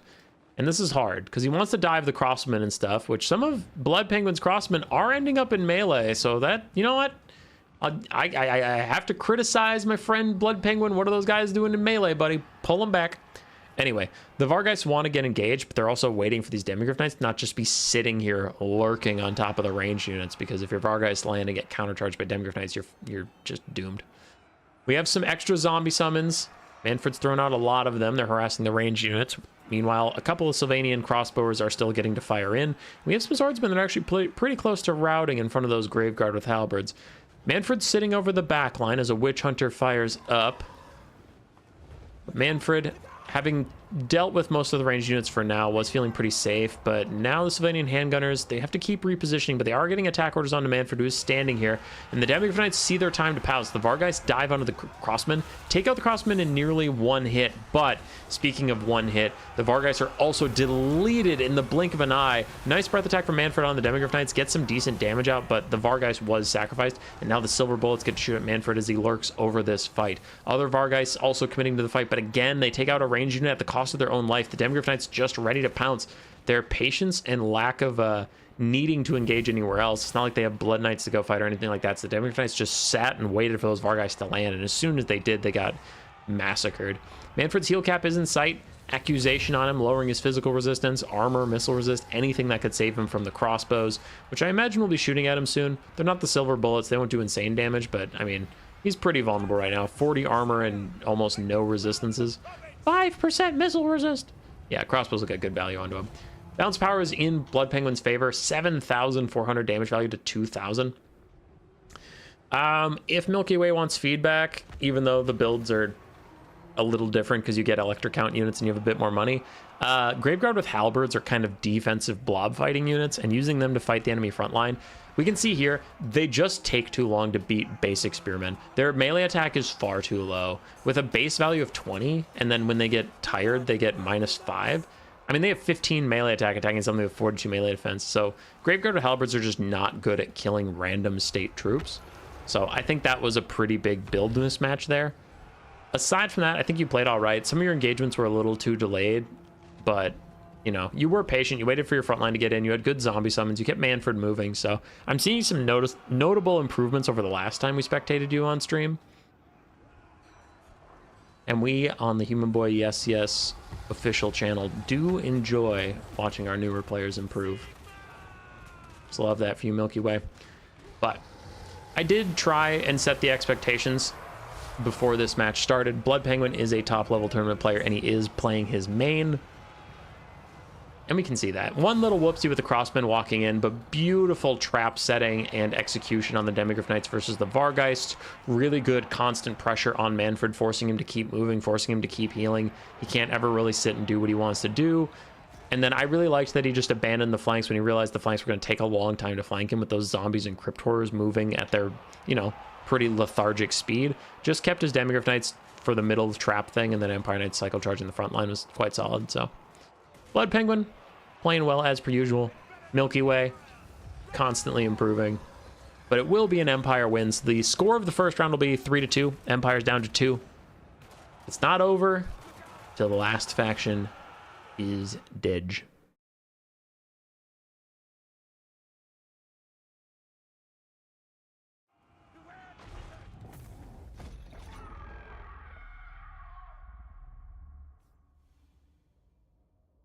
Yeah, the halberds, not a ton of value out of them, unfortunately. Civilian handgunners and crossbows got shot to pieces by their Empire counterparts. Skeleton warriors and zombies did all right. For Volkmar the Grim and his boys, the warrior priest and Volkmar just buffing up Demigryph Knights. Witch Hunter didn't get that much value. I imagine the range units are going to have a lot of it. Crossbows did fine. Oh yeah, silver bullets, 3,900 damage value.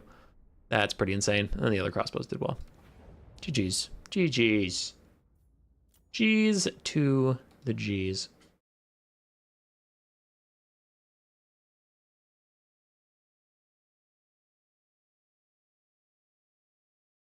Who's left? Gosh dang it, I forgot who's left. It's Hayseed.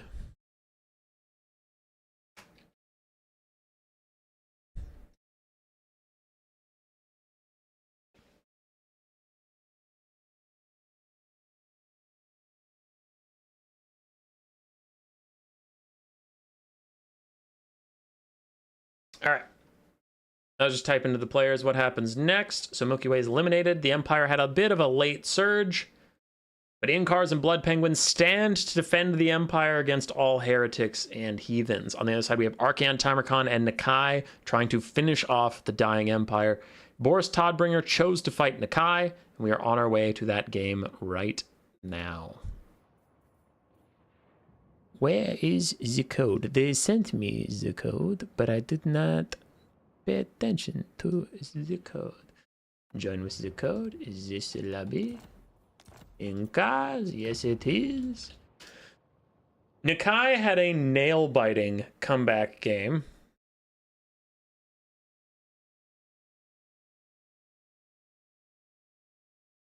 Oh, I never brought you guys with me. Sorry, one sec. We'll check out that Photoshop so you don't feel left out. Here we go.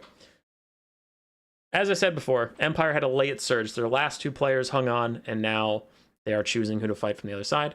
Incarz chose Olaf the Moose, so Boris Todbringer versus Nakai. Nakai had a very close game versus Marcus Wulfhart, but did manage to clutch it up with some late game treachery on the Empire side and massive amounts of healing. We'll see if he can do it again. While Boris Todbringer does not have the campaign OP heroes of Marcus Wulfhart, he does have 3,000 more gold. Personally, I think Boris is probably going to win, but we'll see. I think as far as strength rank goes for the last three characters / special rules, I think Tamurkhan's the strongest because Nurgle with some extra unit options in like the Chaos Dwarves and other things you can recruit through his campaign exclusive. That is pretty strong. I don't know if it's strong enough to overcome 3k extra funds. Then I think Nakai, and I think Archaon is the least powerful of the three remaining. Not talking about player skill, I'm just talking about their special rules after watching their games. As far as the Empire goes, Boris Todbringer is definitely stronger than Volkmar. A hero cap of 4 is a little bit more of a meme than a true buff for the Empire. But Bloodpenguin is a pretty insane Empire player. So, I don't know. Both the Empire players left are pretty scary. Olaf is a really good player on the other side. I just don't know if he can overcome 3k fund disparity, but Olaf's certainly up to the task skill-wise. Skarbrand's pretty good on their mains. I don't know how good they are at Warriors of Chaos because I usually watch them playing Khorne, but they're solid. And Hayseed, love Hayseed. He always takes really fun and interesting builds, and his micro is pretty good.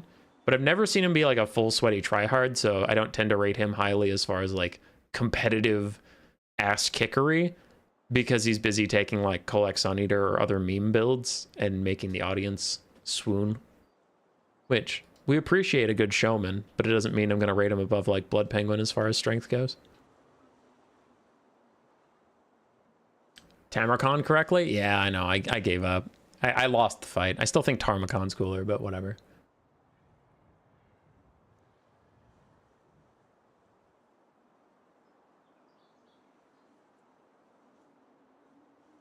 Okie dokie. So as we've set up, we do have this map here. Now, I did allow the Lizardmen to pick their map because Boris got to choose who he fought next. And then I told the Lizardmen they could pick the map. So he chose Alpine Ridge, nice big hill in the middle of the map, and it's a small map. So the hill will protect him from fire, and then the fact that the map is so tiny protects him from a lot of fire as well. Now, I shouldn't say tiny. There are smaller maps, but it is a small map. And by the time you get on the hill, there's not much room for your opponent to keep shooting you. For Nakai's army, he can bring up to 7 monsters. Nakai is 1. Then we have the Shredder of Lustria, 2 Rev Crystals for that extra healing, a Skink Priest of Beasts with his Engine of the Solar Engine of the Gods thing. We have another Ancient Tegadon with another Engine of the Gods, and a Quaddle for that air support, extra spells, and the stealth. On the flanks, we have some Feral Cold Ones going for a bit of a wraparound. With Colden Riders as well. On the other side, for Incarz and Midland, we have Boris Todbringer, of course. The single sword of Ulrich, he asked me if he could take, and I said sure, because they are the Midland unit, and they aren't that OP. And then we have Reiksguard, triple Demigryph Knights with halberds, triple War Wagons, a Light Wizard with net and Foz protection, a couple Huntsmen, and a Witch Hunter. The non-Volkmar army taking a Witch Hunter. I am surprised, alarmed, and a little aroused. You didn't hear it from me. Uh-oh, Gary's here. What's up, dude? I am streaming. Not tonight, no. No, not tonight. No. No, I have not yet. Okay, thank you. All right, first lightning bolt is in onto the Huntsman. Does a little bit of damage, but more so it just forces them to move. And when they're moving, they're usually not shooting. The Huntsmen do actually have firewall while moving, so take that. Normal tactics. You have no place here. And yeah, Olaf immediately starting the Rev Crystal off onto the Dreadsaurian because he remembers what Pigman did to him. Pigman instantly killed his Feral Dreadsaurian. He's like, not again! As it does get netted in place, but the Rev Crystal is trying to mitigate some of that damage. And we do have Sky Lasers already coming in. One rips through the front line. The Swords of Ulrich already routing because of that Sky Laser plus the Dreadsaurian charge. And another Sky Laser is going through the Huntsman. And actually the Empire is having a pretty disastrous start as already the giant monsters are through the front line. The War Wagons are trying to kite back, and sure, the Shredder of Lustria is down to half HP for sure. That's pretty bad. Accusation lowering his missile resist, physical resistance, all that crap, sure. But the range units of the Empire are in extreme distress. Their front line has already been routed in several points, and that just opens them up for all these big monsters to get back here. Demigryph Knights diving into the back line, they will shred Cold Riders and Feral Cold Ones, so that is great, but I just wonder how much that's going to matter. Royal Driftgryphites pin down and kill off the Quaddle yet again. That's the second game in a row for the Midland army that they have been, well, I guess it was a different Demigryph. It wasn't the Royal Driftgryphites, but still, when the Demigryph Knights with halberds meet the Quaddle has a bad time. War Wagons plus the Royal Driftgryphites do take the fight with the Shredder of Lustria. Now, we just got a heal from Rev Crystal. That it's not like he can't get another one or anything. I just mean that it's probably still on cooldown from that specific one. But look at the damage he's doing in melee on his way out. As he's getting pin-cushioned and surrounded by anti-large arm-piercing halberds, he still tears them apart. Takes 2/3 HP off the Royal Driftgryphites on his way out. Rev Crystal is used to heal the Shredder of Lustria on its way back over the hill to safety as the War Wagons try and finish it off, but it's not going to shatter, so it should be able to heal and come right back. Balance of power is 50-50. Incarz is ahead on gold damage value, which is extra concerning when you remember that the Empire has 3k extra funds. So Olaf needs to get 3k extra funds ahead to even be tied for damage value. So that is a little concerning. But what's not concerning is the Huntsmen have been routing and all that stuff, and it's like their range units, they take a lot of their value with them until they officially die. So that is a little fraudulent, a little bit. Plus, we saw in the Pigman game, the Lizardmen can bring insane healing with these double Rev Crystals. They still do have a lot of life left in them, but this is extra concerning. Nakai is getting his ass handed to him by Boris, who dove in on him, but since then, Nakai's been trying to path out, but he's just awkwardly walking into Boris, taking free shots over and over, and now the Royal Driftgryphites are here, the War Wagons have been firing in, and it takes an Engine of the God Stegadon to dive in from the side and try and help Nakai out. Again, if the game goes long, the Lizardmen have a ton of healing. We all know that, but I do worry about some of these units dying before they can get that extra healing. Colden Riders and Feral Cold Ones have taken a lot of damage, but they continue to try and get into this back line. The Demigryph Knights are holding them as best they can. There is no life caster for the Empire, second game in a row, so the Demigryph Knights do get the health that they get Otherwise, they will just attrition out. War Wagon's still firing in. One of them is taking a lot of damage, but still 4 out of 4 models. Technically, 100% unit effectiveness. Nothing bad has happened so far. As the Witch Hunter hunts down the Shredder of Lustria, shoots it in the face with a pistol, and gets it to rout for the second time. 3 times is the charm. It will then shatter. Lizardmen have captured the capture point. The first time I had to even mention that tonight, but if the game goes long, that could end up mattering. Skink Priest of Beast with a double flock of doom and charges in onto Boris. Beautiful charge from the Stegodon, really trying to bail Nakai out, but the Royal Altdorf will not be deterred. They do finish chasing him down, and the Shredder is back. 1 leadership on him. If he routes again, you can see, yep, he immediately gets orders to move away. He needs to get some space and time, otherwise he will just shatter. It doesn't matter how much HP he has left. Skink Priest is trying to duel with Boris. Boris will win that eventually, but the Skink Priest was just trying to buy time as Nakai gets a Rev Crystal and runs with the Royal Fights. I like this. I like this. Okay, if he can charge in, Rev Crystal healing up the Shredder of Lustria, charge in. We saw how much damage it did to the Royal Fights earlier when there was all that War Wagon support. Well, now there's no War Wagon support. He's getting healing. The Royal Fights actually have less health than him. It just looks weird because their health bars are so disparate. As he charges into the side, gets a lot of damage out of those Royal Fights, and either it's you stop and fight me and let Nakai get to safety, or you die. So the Royal Fights take the only option they can, and they stop and fight the Shredder of Lustria, but that means Nakai will be saved in a big play by the Lizardmen.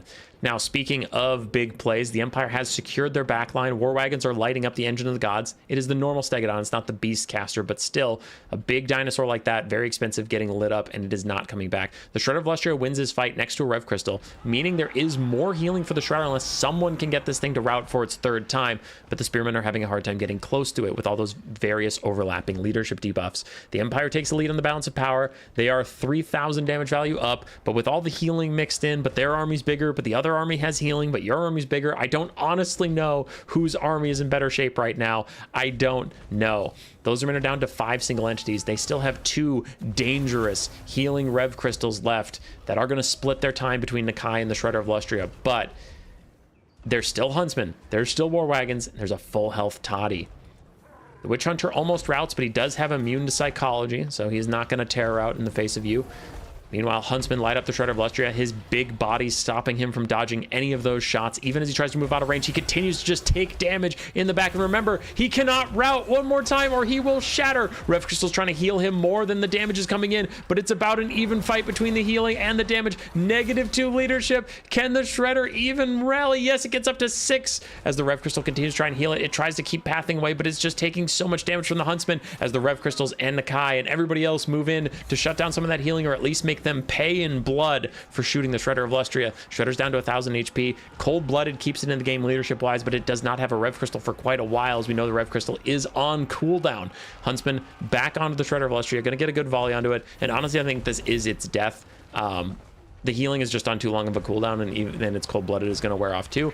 But the big single entities have gotten back into the cookie jar. The Rev Crystals, the Skink Priest, Nakai, they're all here in these range units, and the range units are really all that the Empire has left. As the Dread Saurian is going to die, is going to rout, even with the cold-blooded, he will shatter and take his leadership debuff with him. But the Royal Fights and a lot of the range units get terror routed as a 3v1 starts against Boris Todbringer. Miasma of Despair lowers his leadership quite a lot. The War Wagons are pumping damage into the back, but they're not high damage guys. They like to put out consistent slow damage, and consistent slow damage against double Rev Crystal is not a winning formula. Boris takes a lot of damage as his healing cap appears, as this is anyone's game. I don't care what the balance of power says. I have no idea who's taking it from this point, as Lizardmen continue to clump up and heal. Demigryph Knights, who are just so damn low and lacking immune to psychology, charge in only to terror out moments later over and over again. Now maybe they have terror immunity for just a little bit here, since they did just terror out. Who knows? Witch Hunter's back in with his extra ammunition on the side. He can also apply that accusation to make someone's armor a little bit lower, as Cold One Riders and Feral Cold Ones plow back into the fight for a brief moment before they will get routed again. Nice big flock of doom on all these units, and underneath all of this there is the conquest point, but since the Empire took it back, I don't think either player is going to win on capture points. I just don't think the game will go on that much longer that the Lizardmen can take it back and then take up all those extra points. Now, Boris is healing. The Witch Hunter is running around and kiting with the War Wagons as they use the last of their ammunition, but their ammunition is getting spread out. They're really having a hard time locking down one single entity and killing it off. What are the Rev Crystals looking at for heal cast? We have 2 left on one, 2 left on the other, so not infinite healing, but plenty for this point in the game. Now, if Boris was up in the sky, I would strongly recommend him get over here and recharge his King Priest of Beast, who has overextended beyond his means. He is way out of position as the Royal Drift Griffites and other Demigryph Knights all charge in onto Nakai the Wanderer. Again, they are not terror immune. They will be terror routing soon. We can see one gets going, the other one naturally routes Royal Drift Griffites, and Boris dive in onto Nakai the Wanderer, and this King Priest of Beast turns around to offer a needed Flock of Doom, but presents his backside to the War Wagons and the Witch Hunter, which he realized he was overextended. He realized he was just getting shot for free. A Rev still heals him up and dares the War Wagons and the Witch Hunter to use the last of their precious ammo trying to shoot him, trying to finish him off. It's like, listen, it's your move. You can shoot the healing guy and force him to keep routing, but not shoot the units that are still fighting so it feels bad, or you can let him rally. It's kind of a lose-lose. Nakai also very low on HP, and his leadership is fine, but Boris looks like he's going right after him, so I think this Skink Priest should rally in a bit. The Rev Crystals healing each other as they hold the point. They are now just hoping beyond hope that they can withstand the Empire onslaught. I don't think the biggest problem is going to be the ammo on these War Wagons. They're pretty much spent. The Bastillodons can weather that storm. I think the problem is 2 late game Bastillodons with very low HP fighting Boris, who is heal cap but still has 5,000 HP. That just feels like too much of a tall order. Skink Priest of Beast might rally, but with Nakai dying, I don't know if he will actually. And that could be the death knell. I think Boris should have enough left in the tank to carry this game. Nakai gets very low. Skink Priest still not going to rally, and if Nakai dies, then he's definitely not going to. And our Rev Crystals have 1 heal each left, as this one actually gets accusationed. The armor is pretty whatever, since he had 140, 110, still pretty good. But the lessened missile resistance is quite nice. Actually, this one has physical resistance and missile resistance, so getting rid of both is huge. And army loss is going to take out the Lizardmen before we even have to get into Boris Todbringer. But I do think with Nakai dead and 2 non-lord, non-hero Bastillodons, Boris's leadership debuffs would be enough to get them to rout. So I do think it was cursed from that point, but man, that was an insanely close game. Really back and forth. That Skink Priest of Beasts overextending to try and chase off those War Wagons was quite brutal. Now, one could argue all the damage he took was range damage, so couldn't he have taken it if he was in the blob? He was going to get shot anyway? Yeah, maybe, but getting that far overextended can lower your leadership because your flanks aren't secure anymore. You get away from Nakai, who can offer some leadership buffs, and I think Nakai also has a damage resistance aura that he can offer, so, you know, maybe it's over-analyzing, but I do think that was a bit of a mistake. Man, that was a close game. Look at that Skink Priest with his engine plus Stegodon plus Flock of Doom. Gets another crisp 3,700 value. Boris and the boys barely hanging on. War Wagons, insane value among them. Royal Drift Griffites also did very well. Everybody else is going to be kind of middling. Oh, I guess the Huntsmen did well. But the War Wagons and Boris were the real heroes. GG's. GG's.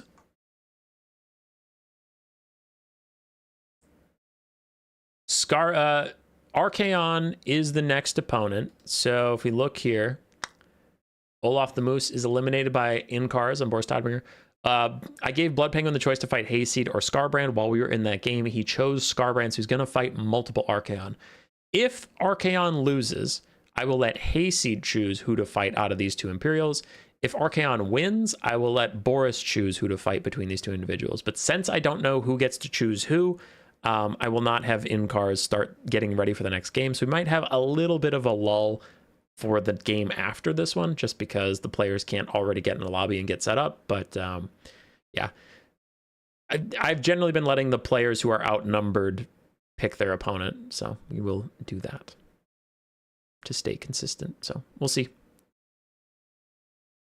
We'll see who wins in this next game to see who gets to pick opponents. Bloodpenguin versus Skarbrand.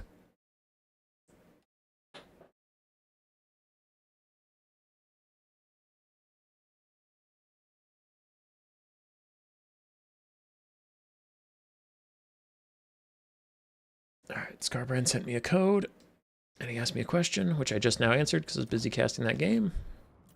Bombardino Crocodillo. It's a hell of a drug.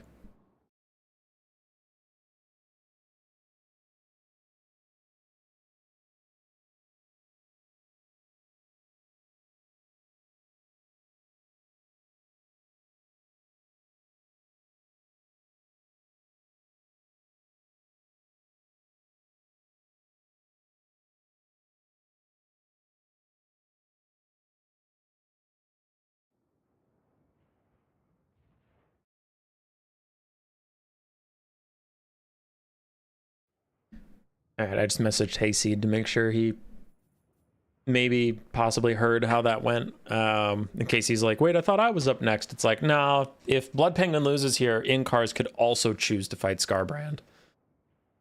If Skarbrand loses here, Hayseed gets to choose between Bloodpenguin and Incarz. I don't know why I just tabbed over to his army, because that's a bit of spoilers. My bad.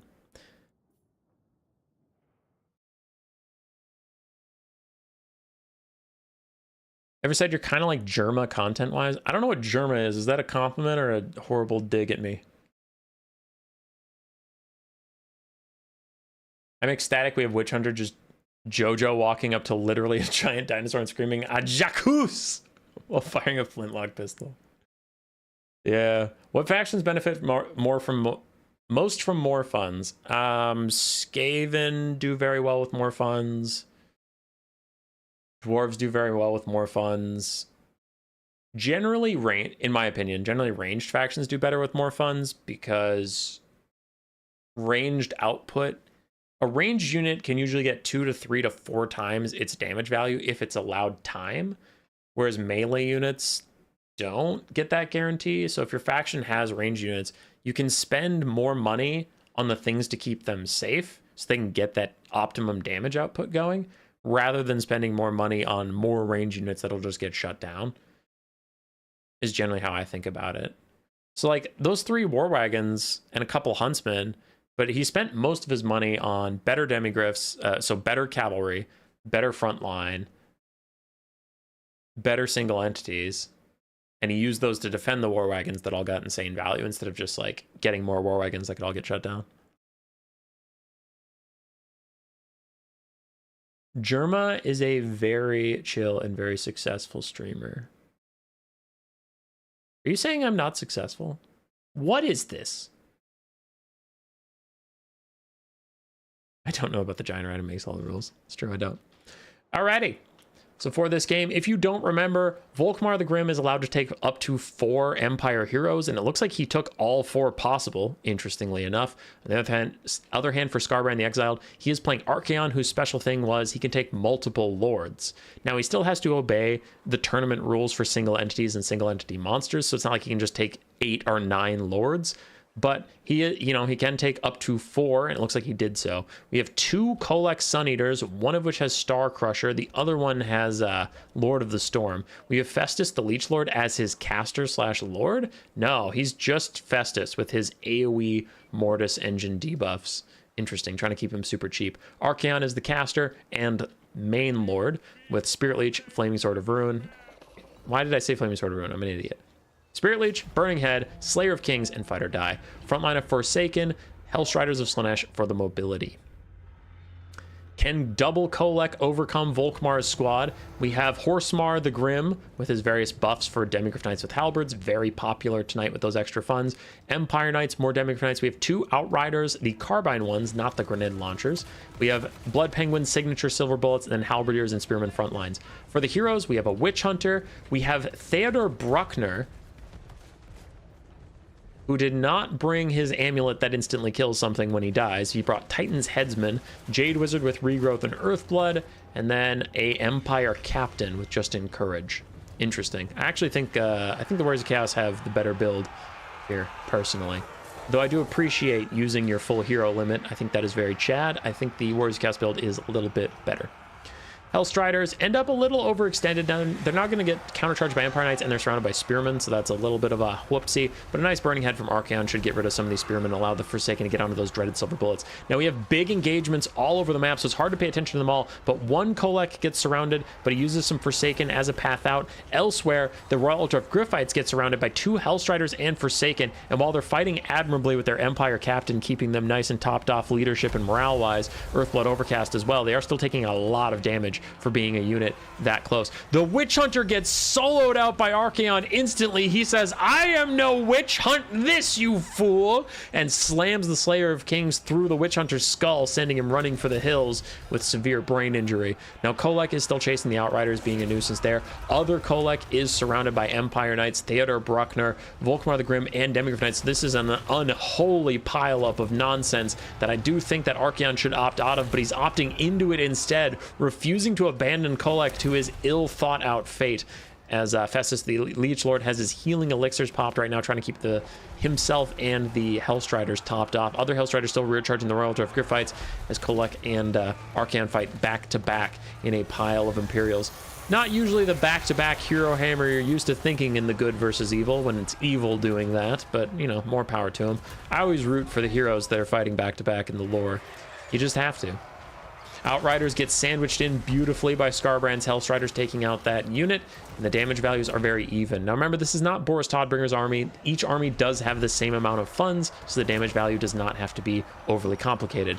Higher is better. Skarbrand is currently higher.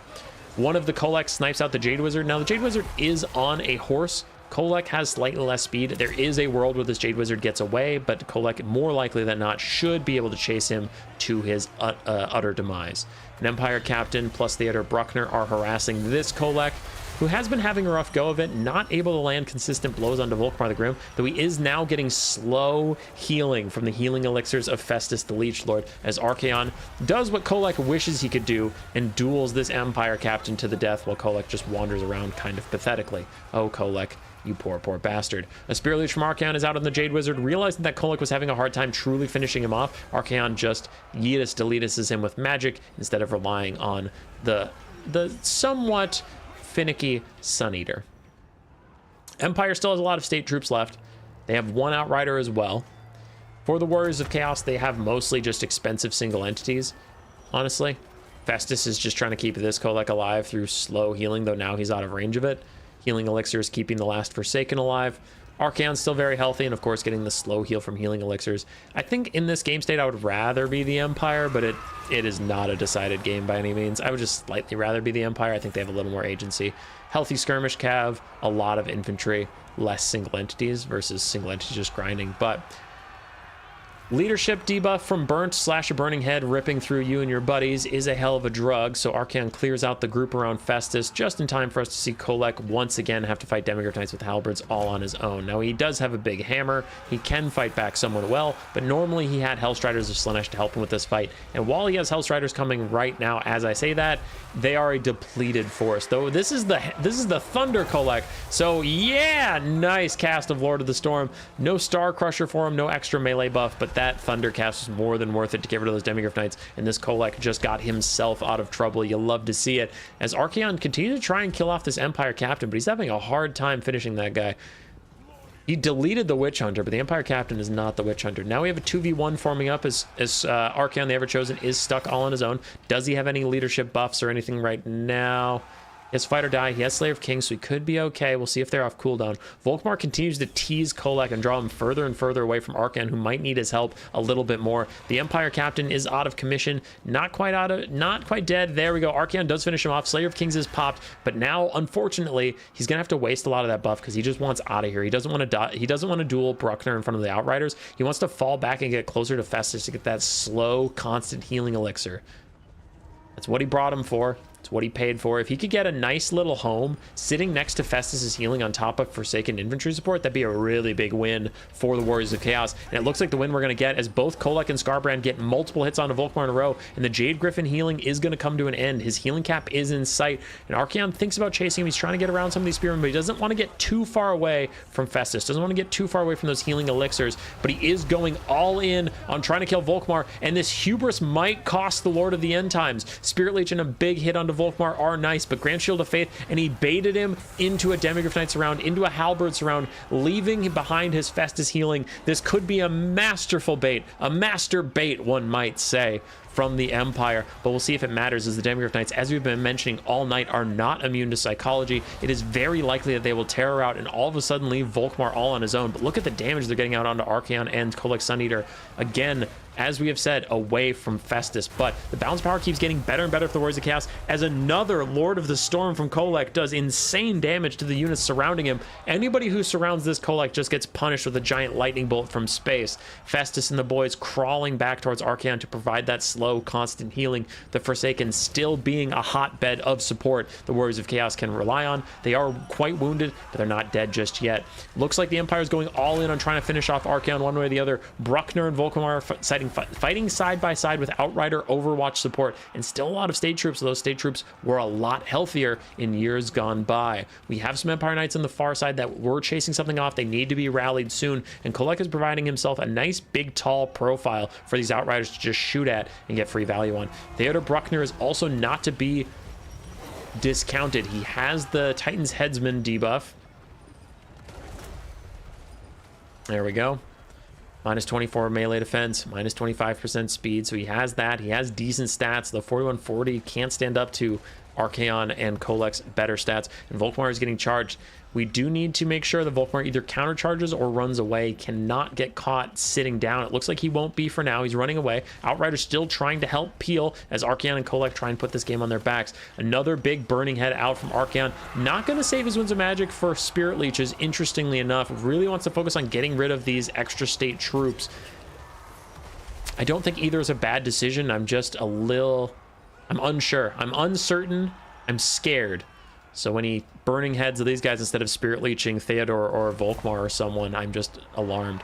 Archaon returns to the sweet bosom of healing, while Kolek stays out here to fight on his own, but that might be a mistake. He's in a nasty 2v1, still the Outriders providing that constant little support they have, and now he needs to get back to the sweet bosom of healing that is Festus the Leech Lord. As Archaon charges in, gets a beautiful shot onto Theodore Bruckner. The balance of power shifts heavily against the Empire. It might be cursed, it might be doomed, as Volkmar jumps back in, gets a little bit of damage, but he is 380 pathetic weapon strength. That's not even armor piercing. Here come the Empire Knights that were lost in the deserts past. They are now here, and Festus is still full HP. Festus is still offering that healing, but if all of his friends get killed off, Festus will totally lose this game to getting cycle charged by Volkmar the Grim. No question. His healing is nice, his damage aura is okay, but he is a pitiful 1v1 duelist that cannot deal with Volkmar, even at this low HP. Kolek is very, very low, getting some soft healing from Festus, but the Outriders are falling back. If they can get one, maybe two more volleys onto Kolek, which these Empire Knights will buy them, Kolek will die, leaving just Archaon and some wounded Forsaken. We still have a lot of Halberds moving in, Spearmen moving in, and Volkmar is fully heal capped. There's no more healing for him. He's stuck at 2,500 HP no matter what happens to him. Outrider's going to light up one more volley onto Kolek and maybe shut him down, but it looks like instead they go for Archaon. Spirit Leech is baited out onto the Grand Shield of Faith. Now, it's still a good spell to use on Volkmar, but with his ward save and spell resistance, he's reducing almost half of that Spirit Leech healing. And Volkmar is going to go after Kolek while leaving Archaon to deal with these Outriders and random Halberdiers. Outriders still have 6 volleys left. They're trying to shoot Archaon, but he is a low target. They're not that close, though. Thankfully for them, most of their friendly fire is mitigated because the Forsaken are between them and their own Halberdiers. So if you're going to hit something infantry-sized, you're at least hitting the enemy infantry-sized units. Kolek is dead. Forsaken have not routed yet, and Festus is so good at keeping these guys in the fight as the Outriders continue to just fire at Archaon, provide that constant, mild nuisance. But look how much healing Festus has done. He's almost going to heal cap Archaon.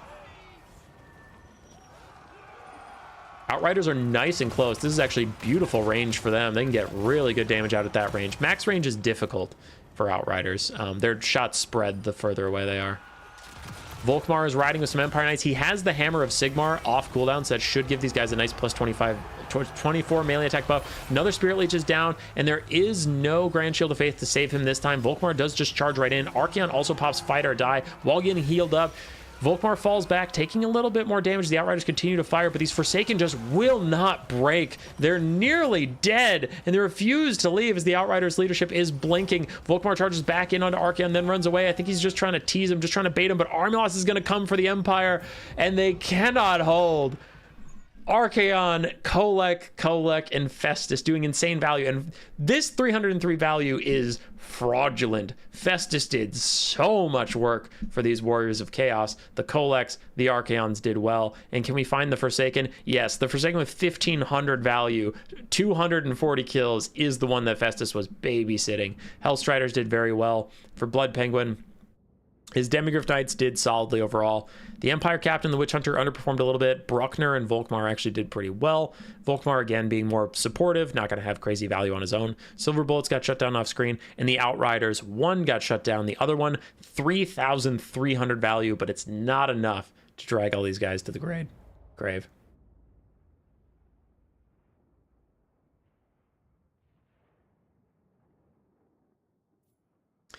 GG. So Skarbrand has one.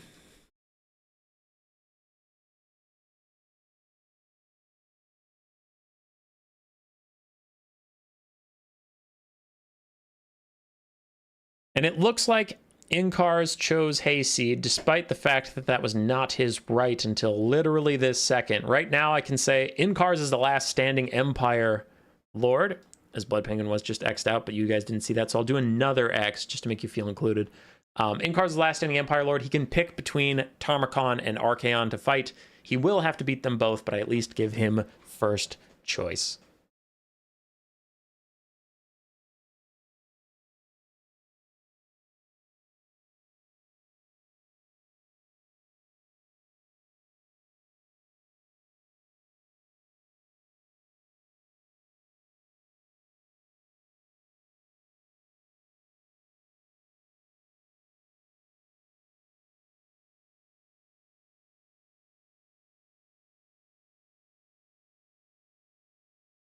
All right.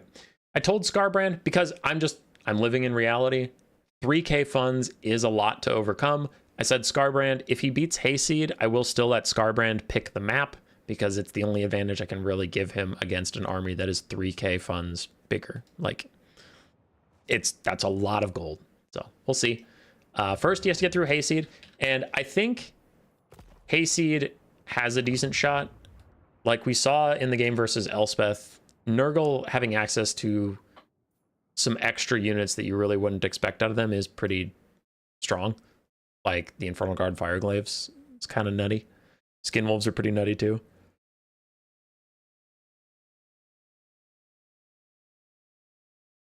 So we'll see. A potential of 2 games left, but if Hayseed on Nurgle wins this, then the Empire will fall. There will be no one left to stand up for Sigmar. That'll be GG. If Incarz beats Hayseed, we will get to a final game to decide it all between Archaon and Boris Todbringer. We just saw Archaon barely clutch it out against Volkmar the Grim, and I have to, like, looking at the actual units, I do think a hero cap of 4 is less good than 3,000 extra gold. So Skarbrand's probably sweating a bit, where he's like, man, I barely clutched it out against fucking Volkmar. Now I have to fight Boris, who has 3K more funds. I don't know, Chief. But, you know, he's pulled out some tricks. He beat the dreaded Bloodpenguin, so let's not count him out yet.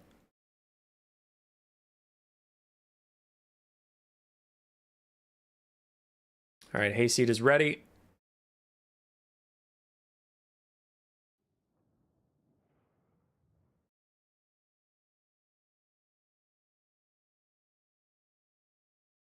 What if the army of 3K gold advantage is AI controlled? Oh, then the player would win pretty easily. Players are plenty good to kill AI armies.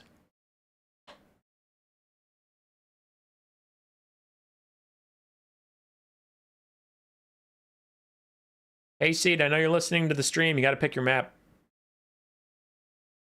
Pick it! All right, I go to the bathroom. Hayseed's picking his map. We'll get started in a second.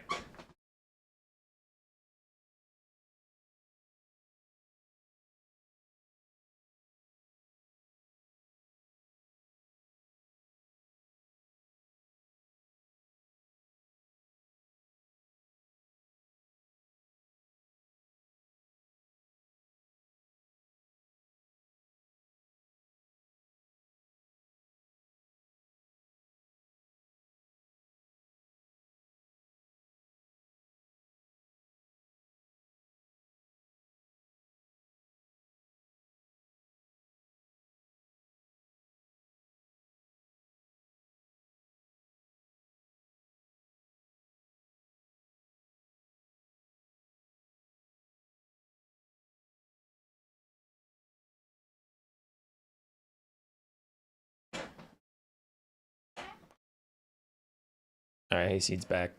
I'm back. We all back. You guys think my Neopet's doing okay?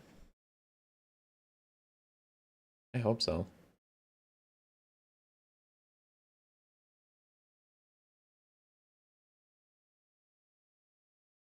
Ooh, did I get a pirate paintbrush?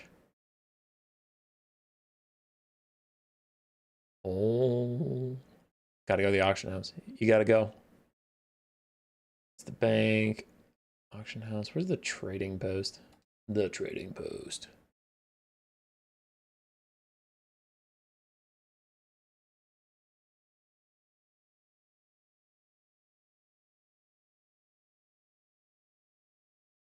Oh, my pirate paintbrush. Fuck yeah. Dude, you guys, while we load in, you want to see something hype? Okay. You want to see something hype? So I'm going to turn my little Neopet into a pirate soon, but like, look at my active pet. It is Queek. I got my Eerie a little Queek rat. That is cute. My wife got back into the Neopets. We're playing on Grundo's Cafe, which is like this. Someone is making old version of Neopets, so like the new version's full of a bunch of shit that we boomers don't understand. Somebody made like one that's more faithful to the old stuff, the older games, less of the locations, older Neopets and things like that. So we've just been living in some nostalgia.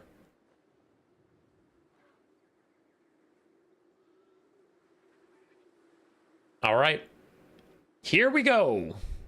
Hayseed versus Incarz. Incarz with his army of Ulrich. We have 4 great swords, the Hergig Jaeger Corps, Hochland long rifles, some crossbowmen, Nuln Ironsides, Boris Todbringer, a Hellblaster volley gun, Knights of the Black Rose, Demigryph Knights with halberds in the back, and for a caster we have a Celestial Wizard with Comet and Wind Blast, interestingly enough. I definitely say Warriors of Chaos with more lords is better than y'all give it credit. That's fair. It's fair that it's better than more than I give it credit, but I still think 3k funds is better than just having multiple lords. On the other side, for Tamurkhan and Nurgle with his campaign extended roster, we have 2 Skin Wolves, which is pretty strong, Plague Bearers and Marauders to hold up the front line. Exalted Hero of Nurgle, a Chaos Sorcerer of Death, the Rotting Riders, a couple Chaos Warhounds with poison, no Infernal Guards with Fire Glaives though, so not going with any of that range. And we brought Tamurkhan on foot with this Feast of the Maggot Lord. Deathcaster has Spirit Legion, Fate of Buna. Exalted Hero just has some bonus stuff. So really for his extended roster, only going with the Skin Wolves. I'm surprised he didn't want the Infernal Guard. Those did so well for him in the first game, but I guess there's not a lot of good targets for them in the end, so maybe it works out. They could have shot at the Demigryph Knights, I guess. They could have shot the Knights of Black Rose, I guess, but everything else is infantry sized. We will see, as he takes a beefy front line though. Plague Bearers and Marauders, that's a lot of HP to work through. They're slow, but it's a lot of HP. Great Swords will not be happy to fight the Plague Bearers. They'll do okay, but their armor piercing is wasted. As the Hellblaster volley gun and the Hergig Jaeger Corps fire upon the fools. Hochland long rifles with Nuln Ironside passive. Accuracy and reload skill. Good damage onto the Plague Bearers so far. Watch a volley come in at close range.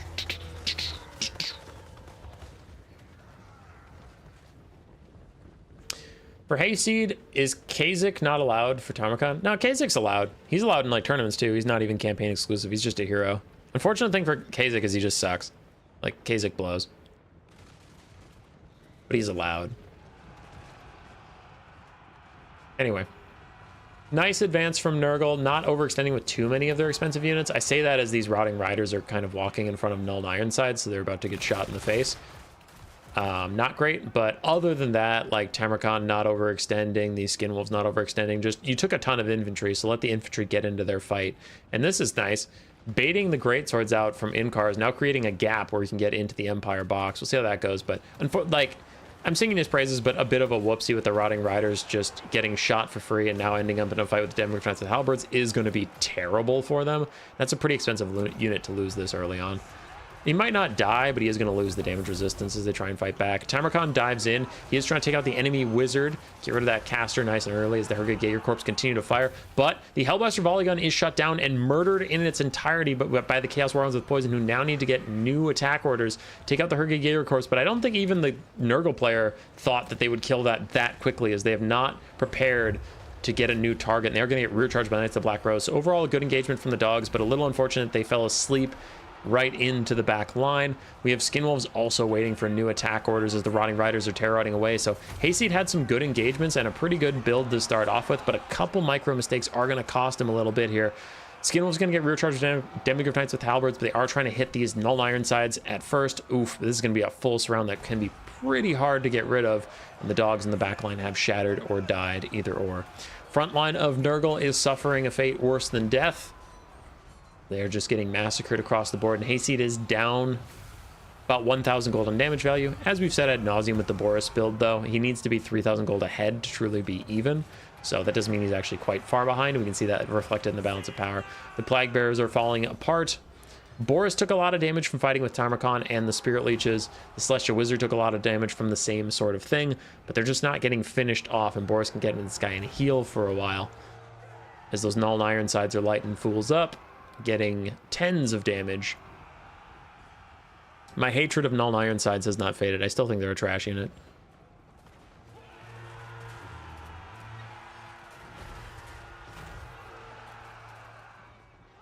Khazrak is really good in Dom. He's 1,600 gold for just a horseback hero, so I'm a little underwhelmed. He tends to just get stuck in random infantry and then he can't move, and a lot of your funds are just stuck there. Another Spirit Leech out onto Boris Todbringer.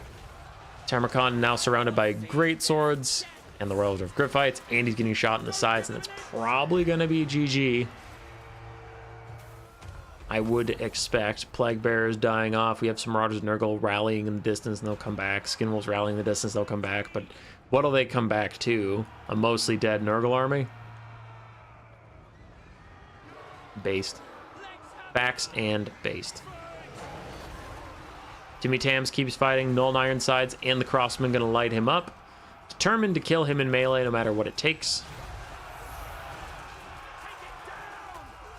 Tamurkhan's gonna pop his little thing where he can't die soon, as the Celestial Wizard is going for a Comet drop on top of him to try and kill him off. We'll see how that goes. Should do a lot of friendly fire on his own troops. And he dodges it at the last second, so it was purely friendly fire on his own troops. And GG. As soon as his cannot die wears off, it's over.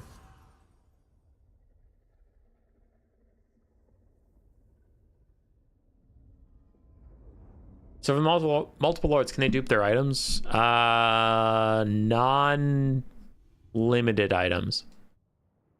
Same as like White Kings. You can take 2 White Kings, but you can't take 2 Scabscraths. Same applies. So I don't think you could take 2 Kolaks with both having the Lord of the Storm. They could both have Star Crusher, the hammer buff. They could do that.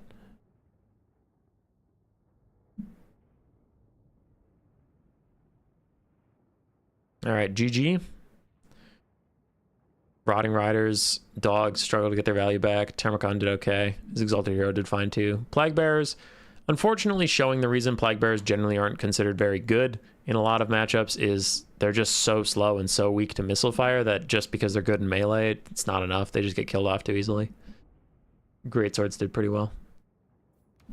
We're on to our final game. Incarz is the host, so I'm just going to stay here. Skarbrand's already in.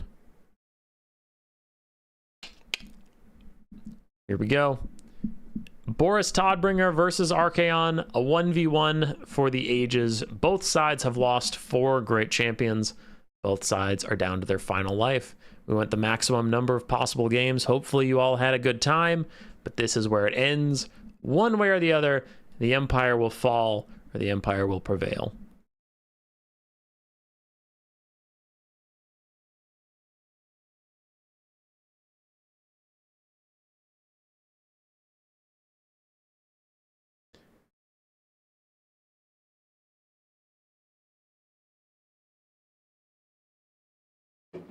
No triple Spear of Sleipnir from Valkia. Yeah.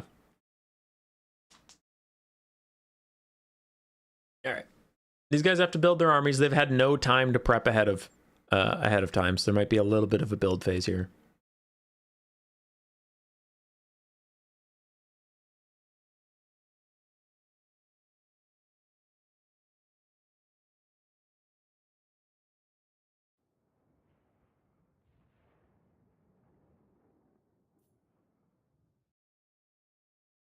We're sitting on River Amexon, so I imagine Skarbrand messaged him, and that's pretty smart. I mean, he does have map selection, and he knows he's at a disadvantage of 3,000 gold, so he picked a medium-sized map, medium-small, with a lot of forests and ridge lines on the flanks that he can advance through. So he can advance expensive units through those trees and not get shot for as long as possible, forcing Incarz to deal with him mostly in melee, which is not really the Empire's specialty. The Empire has good box builds, they have good kite builds, they have okay rush, but not amazing. So if the Warriors of Chaos can get a straight up melee brawl with the Empire, the 3k difference isn't actually going to matter that much. The Warriors of Chaos will win that.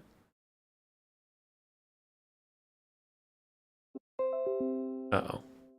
OBS disconnected for a second. Haven't had that error in a while, but whatever.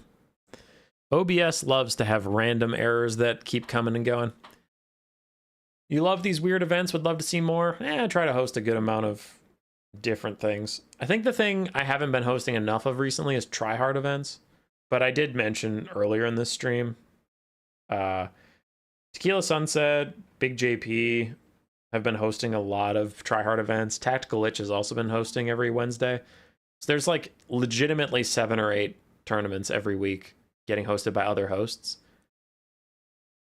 And I just can't currently find the space in the week to host one that isn't just stepping directly on someone else.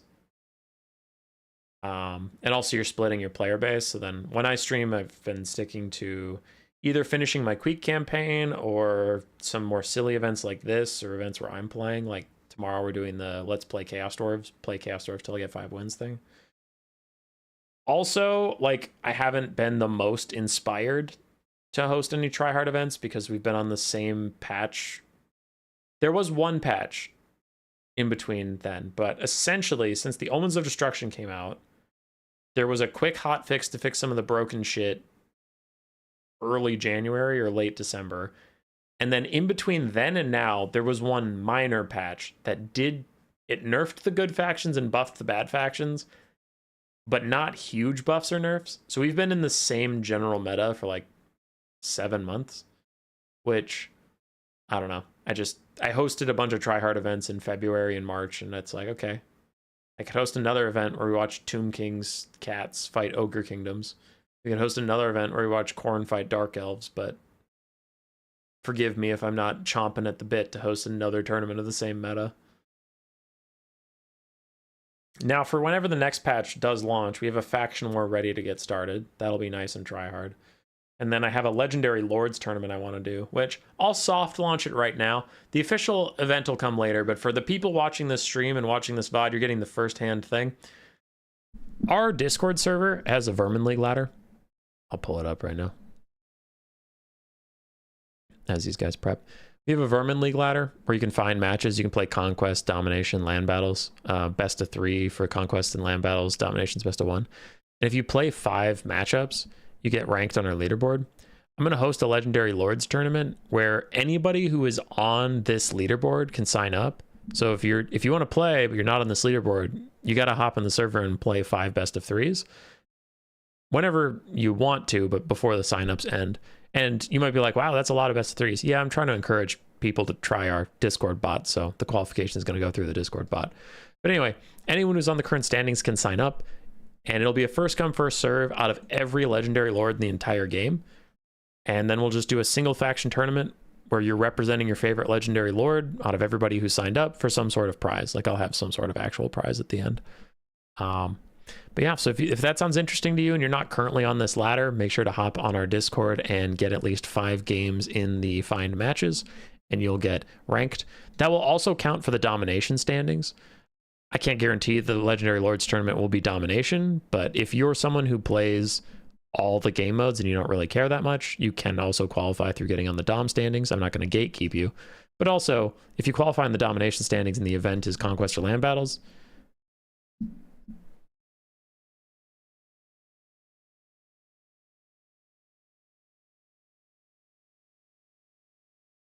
Skarbrand had a build question for me that I wanted to answer. Anyway, you know, it works both ways. You can qualify easier by getting 5 best of 1 Dom games than you can get 5 best of 3 Conquest or Land battles, sure. But then the event's probably going to be Conquest. So, you know, don't complain if you sign up for a Conquest event and you wanted to play Domination. Anyway.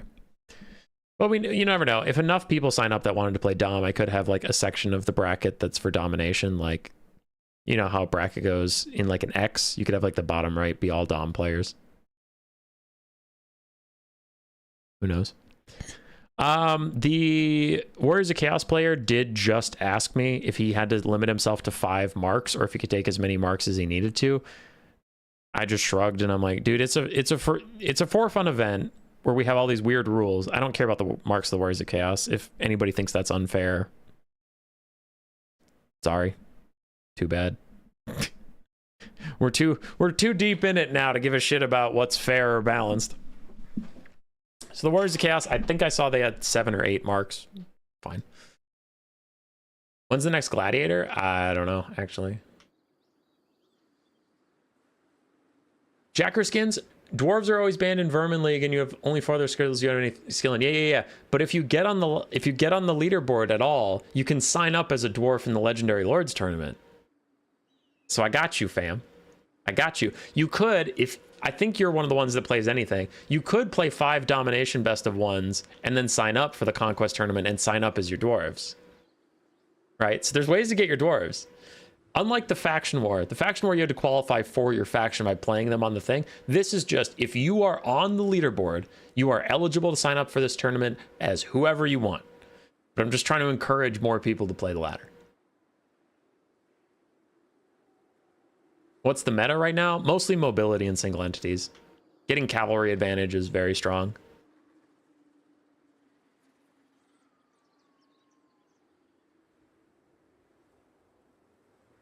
All right, Sam G with the $14 donation. Love all the content, Human Boy. I wish CA would do more for the Warhammer YouTube gang so that they could thrive. Appreciate you. We're doing our best out here. Already on the Dom leaderboard and losing Elo. That's true. You are losing Elo, and I'm sorry for that. But that does mean you can instantly, as soon as I post the tournament, you can just slam in those dwarves. So Jacker skins, I hope to see you there. All right, we got our final game of the night.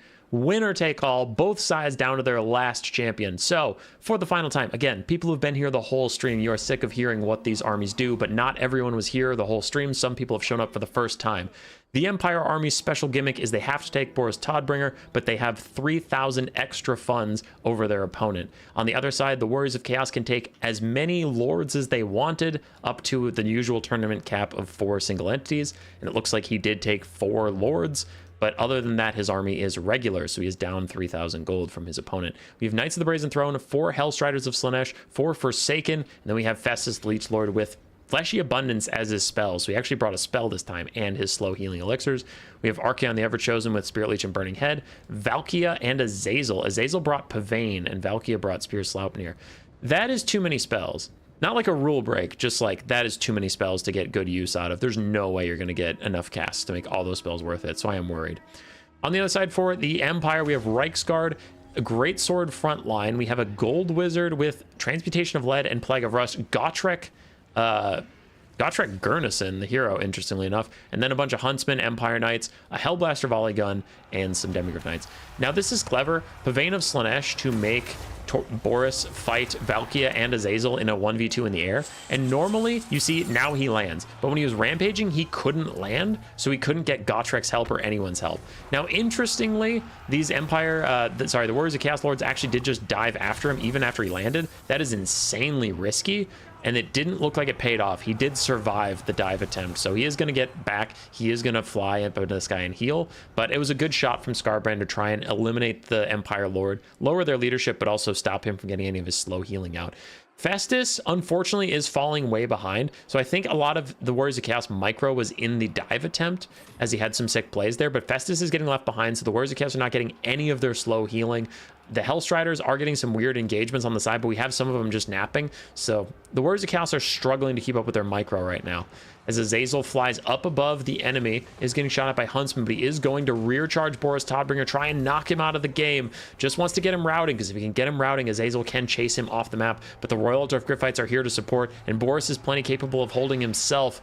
So Azazel is probably going to start demonic instability crumbling. That would be a big loss for the Warriors of Chaos, who are keeping even on gold damage value, but as we have said, they have to get ahead in gold damage value. They can't really be happy going even. Azazel is demonic instability crumbling, so that will be the end of him. Hellstriders flood the backline. This should be a free kill on the Hellblaster volley gun, and there's a bunch of Huntsmen, so the Warriors of Chaos are about to get a ton of damage value, and Azazel actually manages to rally. If he can get near Festus or someone with some healing, maybe he can do fine, but Festus is still forgotten in the backline. A huge misplay from the Warriors of Chaos. We saw how much in the last game Skarbrand played versus Bloodpenguin, Volkmar versus Archaon. Festus did so much healing over the course of the game. He was my MVP. In this game, he is now moving, but I'm sure Skarbrand is kicking himself for forgetting him for so long. Knights of the Brazen Throne and the Hellstriders doing really good on the backline, getting decent damage on the Royal Altar of Griffites and routing a ton of range units. Azazel is still locked in Reichsguard and stuff. I mean, Gotrek is going apeshit on Archaon and Valkyria right now. I'm sure he's gotten actually pretty decent value fighting big targets that he likes. Yeah, 2,200 damage value for Gotrek. In comes the Demigod Knight with the Halberd, rear charging Forsaken and the Knights of the Brazen Thrones. That should be pretty good value for him. I think the Warriors of Chaos are just cooked at this point.